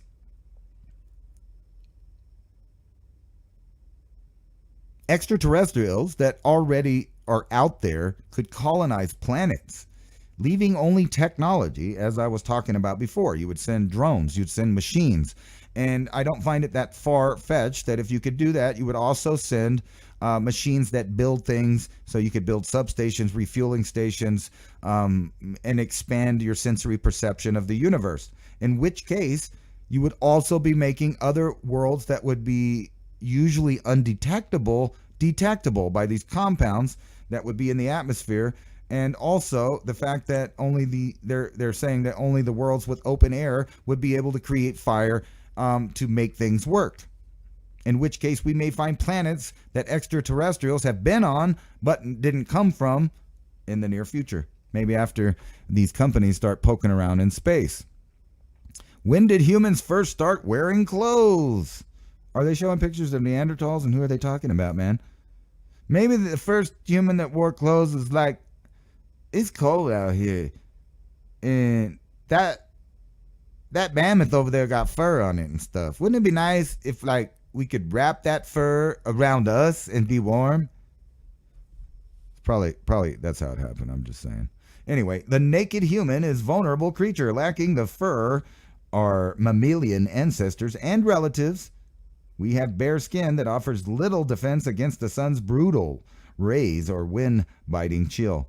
And which, that's funny. Our naked skin is a key to the fact that we're probably didn't come from four-hand tree-dwelling creatures. In other words, we didn't come from the apes that are on the planet right now, as they tried to insinuate that we came from ape-like creatures like that. In fact, it doesn't seem like we did come from ape-like creatures because we don't have fur. It seems like whatever creature we came from was already upright walking. And that's why our hips are designed the way that they are, so that we could do that. But not only that, sweat glands, which no other ape has, and no other animals, they don't sweat like we do. That comes from running, from standing upright, running, chasing. And so it seems that, we might have started out with some pretty good skin, but not furry. Until we mixed with other archaic humans that may have lived in colder environments and did less running. Think about that for a second. It would be cool to find out how much sweat glands the other archaic humans actually had. That would kind of tell you how far separated we are. Anyway, without clothing, humans would never have reached all 7 continents. This technological breakthrough allowed our ancestors to live in Siberia during the height of the Ice Age and to cross the frigid Bering Sea to the Americas some 20,000. See, the old science, 20,000. There were people here already 30,000 years ago. Anyway, but no clothing survives from this period. Not a single article of clothing much older than 5,000 years has ever been found. In fact, that's incorrect. I forgot the name of the guy. The name of DuByne, the dude that is buried in Nevada in the cave, has some of the most complex textiles that's ever been discovered. And that's supposed to be 9,000 years old. We have no idea where that person came from because the people claiming that he's a ancestor of them will not allow genetic testing or further investigation into that. But anyway, what's not an argument is when the first examined the guy, he had some hardcore textiles, which, by the way, when you go back and you look at some of the people that had the best textiles, they actually were not even in Europe. Some of the Paracas people and other people in South America had hardcore stitching and textiles already going long before other people did. But I digress. But no clothing survives from this period. Not a single article of clothing much older than 5,000 years has ever been found. In fact, the hides and sinews and plant fibers worn by our ancestors all rotted away, leaving little physical trace in the archaeological record. Humans had to have worn clothing more than 5,000 years ago, of course, and in clever, indirect ways, experts have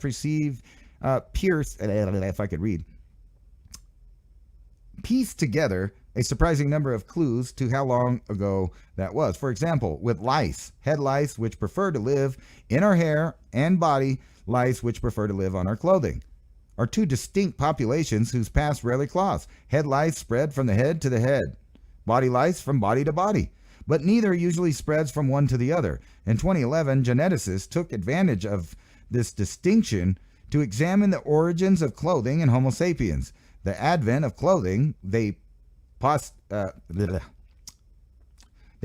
allowed some of the parasites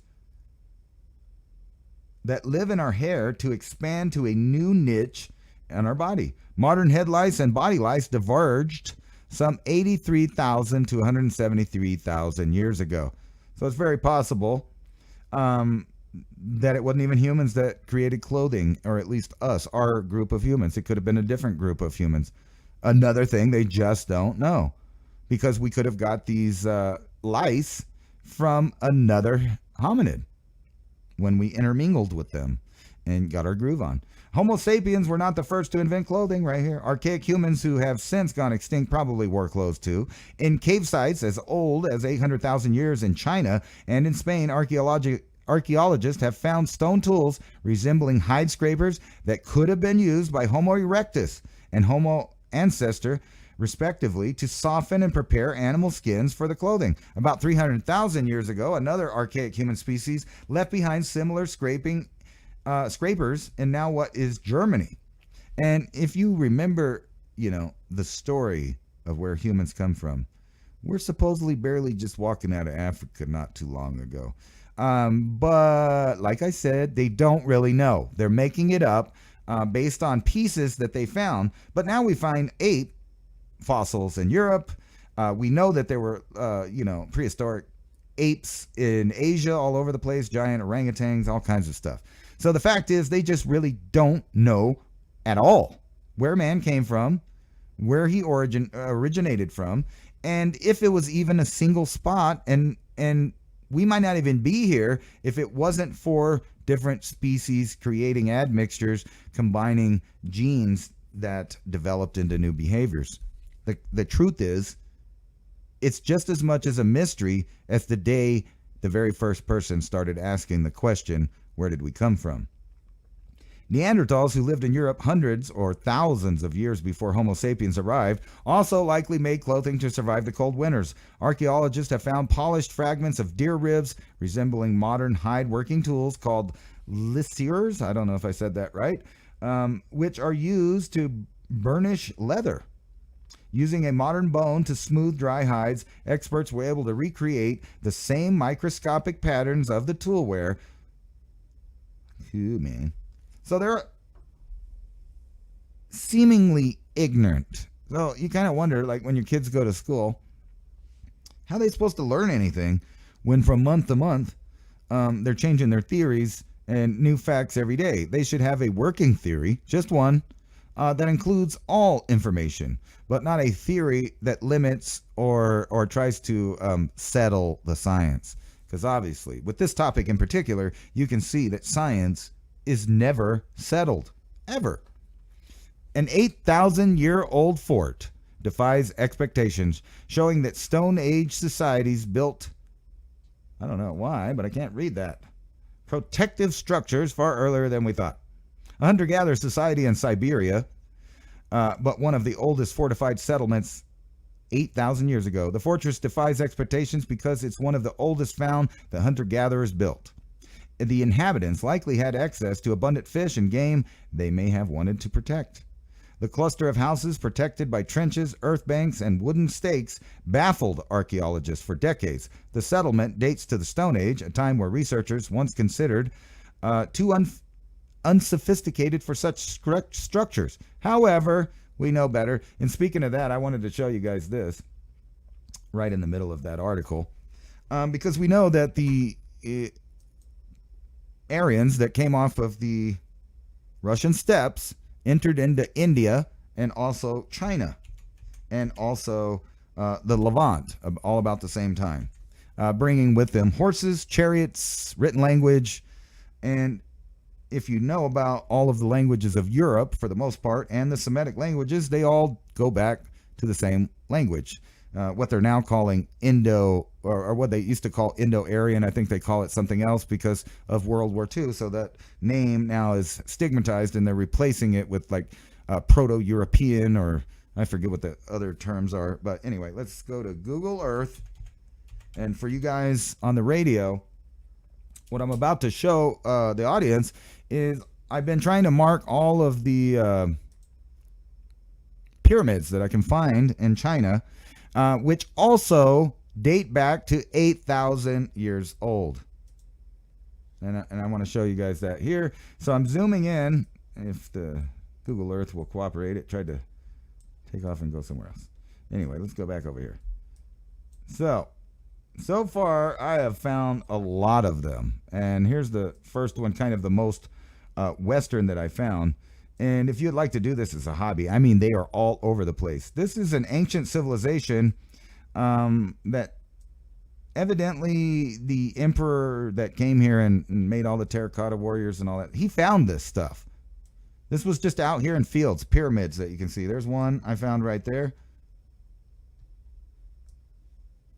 Well, obviously I didn't find them. The Chinese found them long ago, but they've been covering them up. They don't fit the narrative. They found, like 6 foot tall, red-headed, blonde mummies in this area associated with these pyramids that wore swastikas. And you can see there, these are definitely pyramids, and they're in the same style of the pyramids of Giza. A lot of them not having the top stone. Let me straighten this out. But all of them, and as I brought up a few weeks ago, I believe on this show, they must have been using magnets. Yeah, there's supposed to be at least 40 known. I haven't found them all right here, but evidently, there's probably one right here, actually. A lot of them are completely hidden. See, there's one right there. I just found a new one that looks like they partially destroyed it. So I'm going to add another mark there. But yeah, they're all over the place, and they're all along the same line. Very cool. And they're hidden all over the place. And these are pyramids like you find all over the world. Step pyramids, triangular pyramids. And this is really unique because I believe these were pyramids right here. And if for the radio listeners, it's just a bunch of excavated holes that are reared right next to a large grouping of pyramids. So even Google Earth shows that there's been some major excavation. And if you see these squares, I don't actually know what this is, but what it looks like to me is they've been excavating in a systematic area right here. And right next to it, pyramid right there. And then when you go further over here east, you start seeing more and more pyramids. And they've been putting buildings on a lot of them. So some of the pyramids are covered with buildings. And these date back 8,000 years. So this is the same time probably that people were building the first pyramids all over the place. You know, I know they like to date them at about 5,000 years there in Egypt, but I would say that most people now agree that they're probably older than that, and that the Egyptian pharaonic people that came across them also started graffitiing them with their, their hieroglyphics and stuff that don't even match the technology. All the oldest, All the oldest Egyptian stuff is the best. And you find that the same in South America. It's all the best. Here's a whole grouping of pyramids right here. And I would bet that if someone connected these are probably depicting things in the sky, as we find in other places, or at least they're aligned to it. So here, let me zoom in. There's 1, 2, 3, 4 in a row, 5 right here. So these would have also been an entire city, a whole civilization. And this is a big area. And here's a big giant one right here. And they're so big that, people couldn't destroy them back in the day. The Chinese government doesn't really like them. It doesn't fit the narrative of their history. So they grow trees on them. And they try to erase them off the map and make them disappear. Here's another one. And as you can see, most of them have this esoteric top block or space missing. That would be common on pyramids. It's a special reason for that. That would be like the area in which the soul would reside above your head if you made a triangle there. Or it would also be the pinpoint of a radio broadcasting. I'm putting together a show that's about the asterisk, which seems to be, in my opinion, one of the oldest symbols ever created by man. And from that one symbol, I could see how you can unveil civilization from just one saved symbol. It holds within it the properties of equal proportion. And once humans of any kind, or any intelligent person or being, discovers equal proportion, then you can start building things. Then you can start measuring things. Then you can start plotting out things. And what's funny about over here in China is some of these are darkened by the map, so I don't know why that is. But they are literally everywhere. This was a giant city complex. And most of these are just out in fields. They don't have any archaeological notation. They're just out in fields next to farms.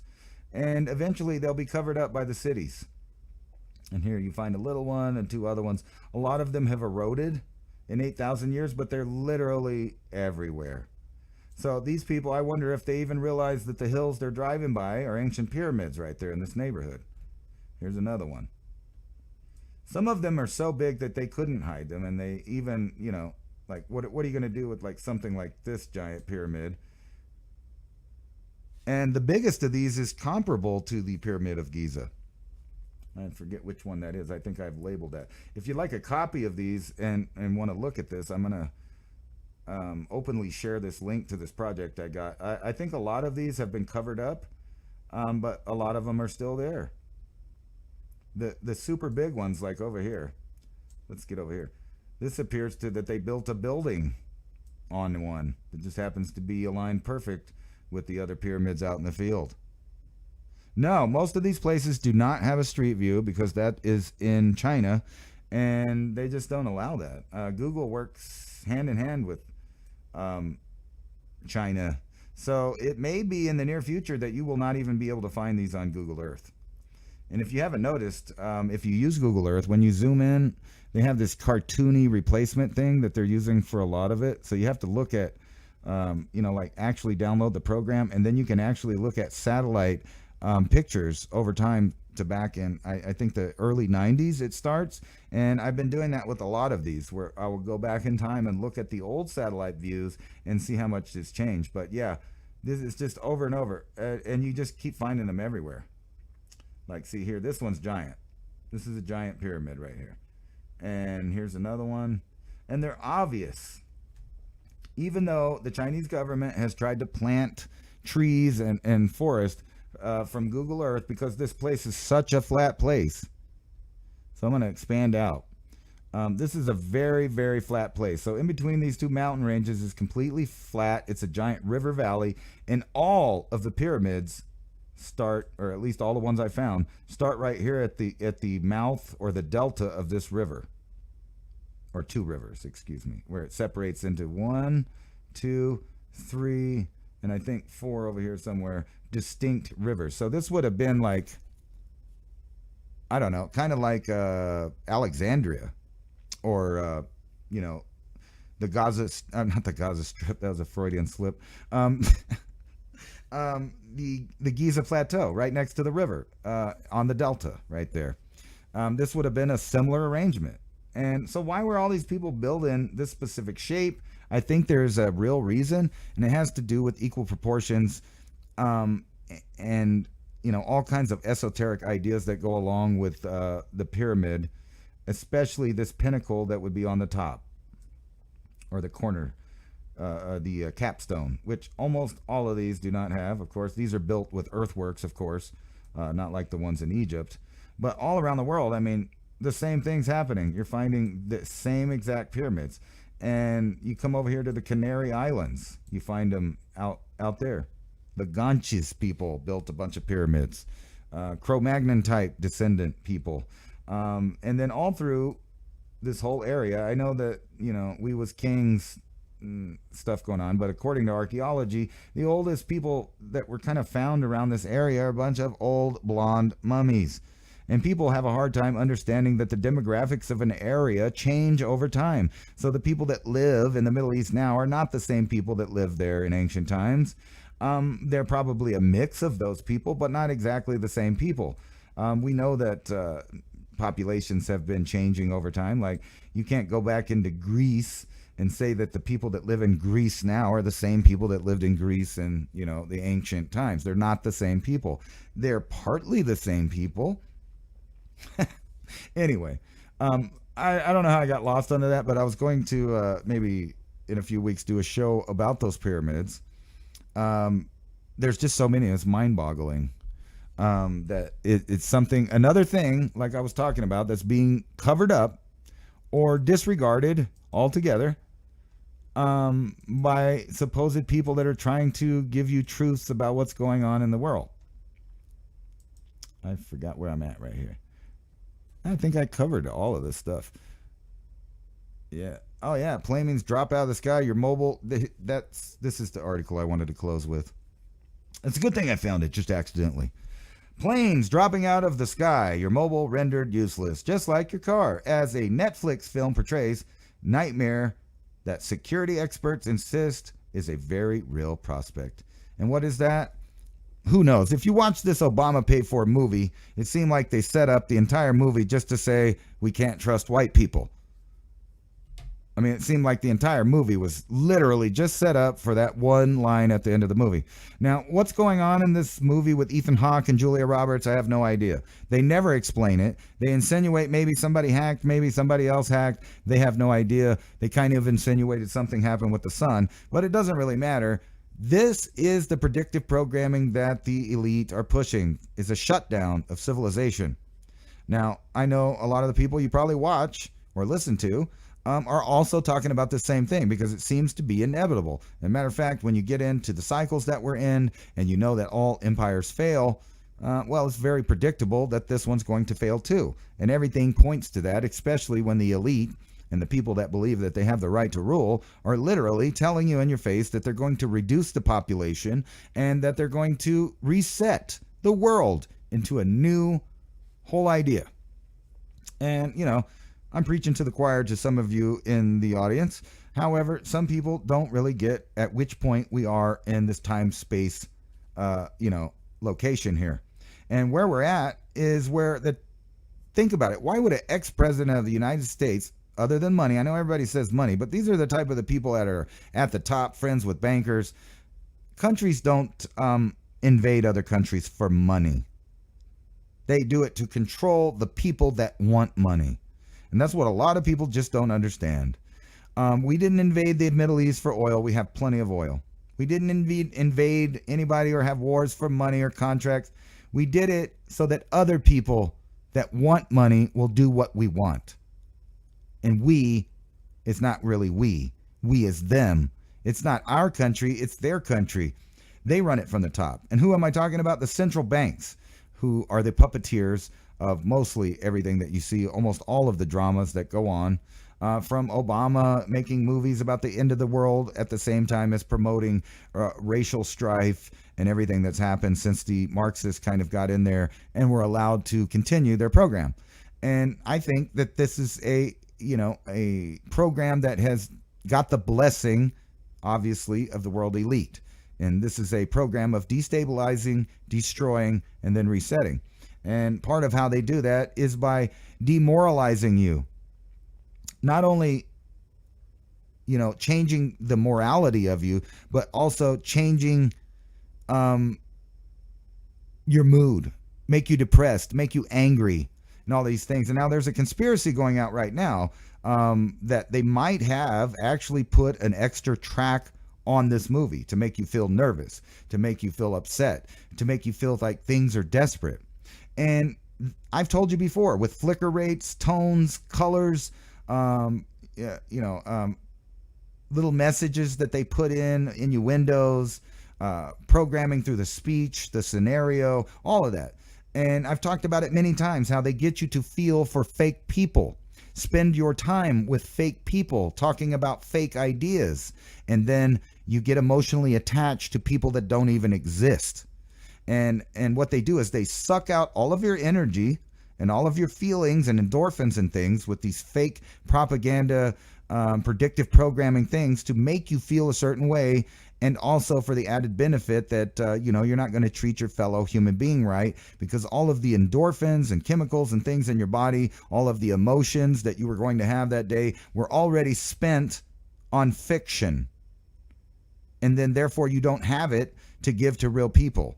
And I think that's why, literally why, whenever they had the shutdowns, they were telling people to stay more than 6 feet away from each other, because then you don't even have that electromagnetic connection that you would have being around other people, which is a proven connection. They measured this. They know exactly how far away. And then at the same time, people would go home, they'd watch porn, they'd watch Netflix, and they'd watch all this stuff, giving away their love, their emotions, their goals in life to nothing but fiction. And that's the way they want you to live. That's why they're putting out these predictive programmings to make you, feel like, well, they're right. It is the end of the world. I might as well not even try to do anything to stop it. I might as well not even participate, because it's going to be like that. And they kind of are doing that en masse to Christians as well. Don't worry, Jesus will save you. Don't worry, in heaven it'll be all right. And that may be true, but I don't think that any creator, or even Jesus for that part, would want you not to protect yourself, would want you not to protect this earth, or would not want you to do the right thing now. Instead, what they do is they kind of combine church and government. Well, all of these, big churches that promote all of the government programming that's going on, whether it be from lockdown to whatever. They're using these outlets so that you trust, if you're that kind of person, you'll trust them, and then they can push these ideas through it. And that's why the churches have changed over to worshiping weird things and doing things that are not part of their religion, because the whole thing is to completely destroy and reset everything, every single fundamental historical tradition that humans have, and put it on their head. Now, it might make you wonder, why are they doing that? Well, maybe it's because, the aliens are coming, man. And they just want you to get used to a new way of things. I don't really think so. I think their idea of things is what's alien. And you're going to have to fight it. No one's coming to save you. Only you can save you. Only you can plan for your future, and only you can teach your children. Only you care about them. And if we all stop spending so much time participating in fiction, whether it's about our history, about our politics, entertainment, whatever it is, and spend more time dealing with Earth and where we live, we'll all be better off. And thanks. This has been Ransom Godwin on Mountain High Time for Revolution Radio. See you next week.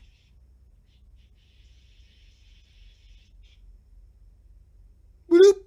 There we go. And hopefully I didn't ramble too much or, change topics too much. But like I said, I didn't even plan ahead. I thought I was behind one day and then realized it was Saturday and I got to do all kinds of stuff. But there it was. That's Mountain High Time for this week. I hope the weather is partly cloudy for you, wherever you're at. And think about what I said. Spend more time with people. Spend more time outside.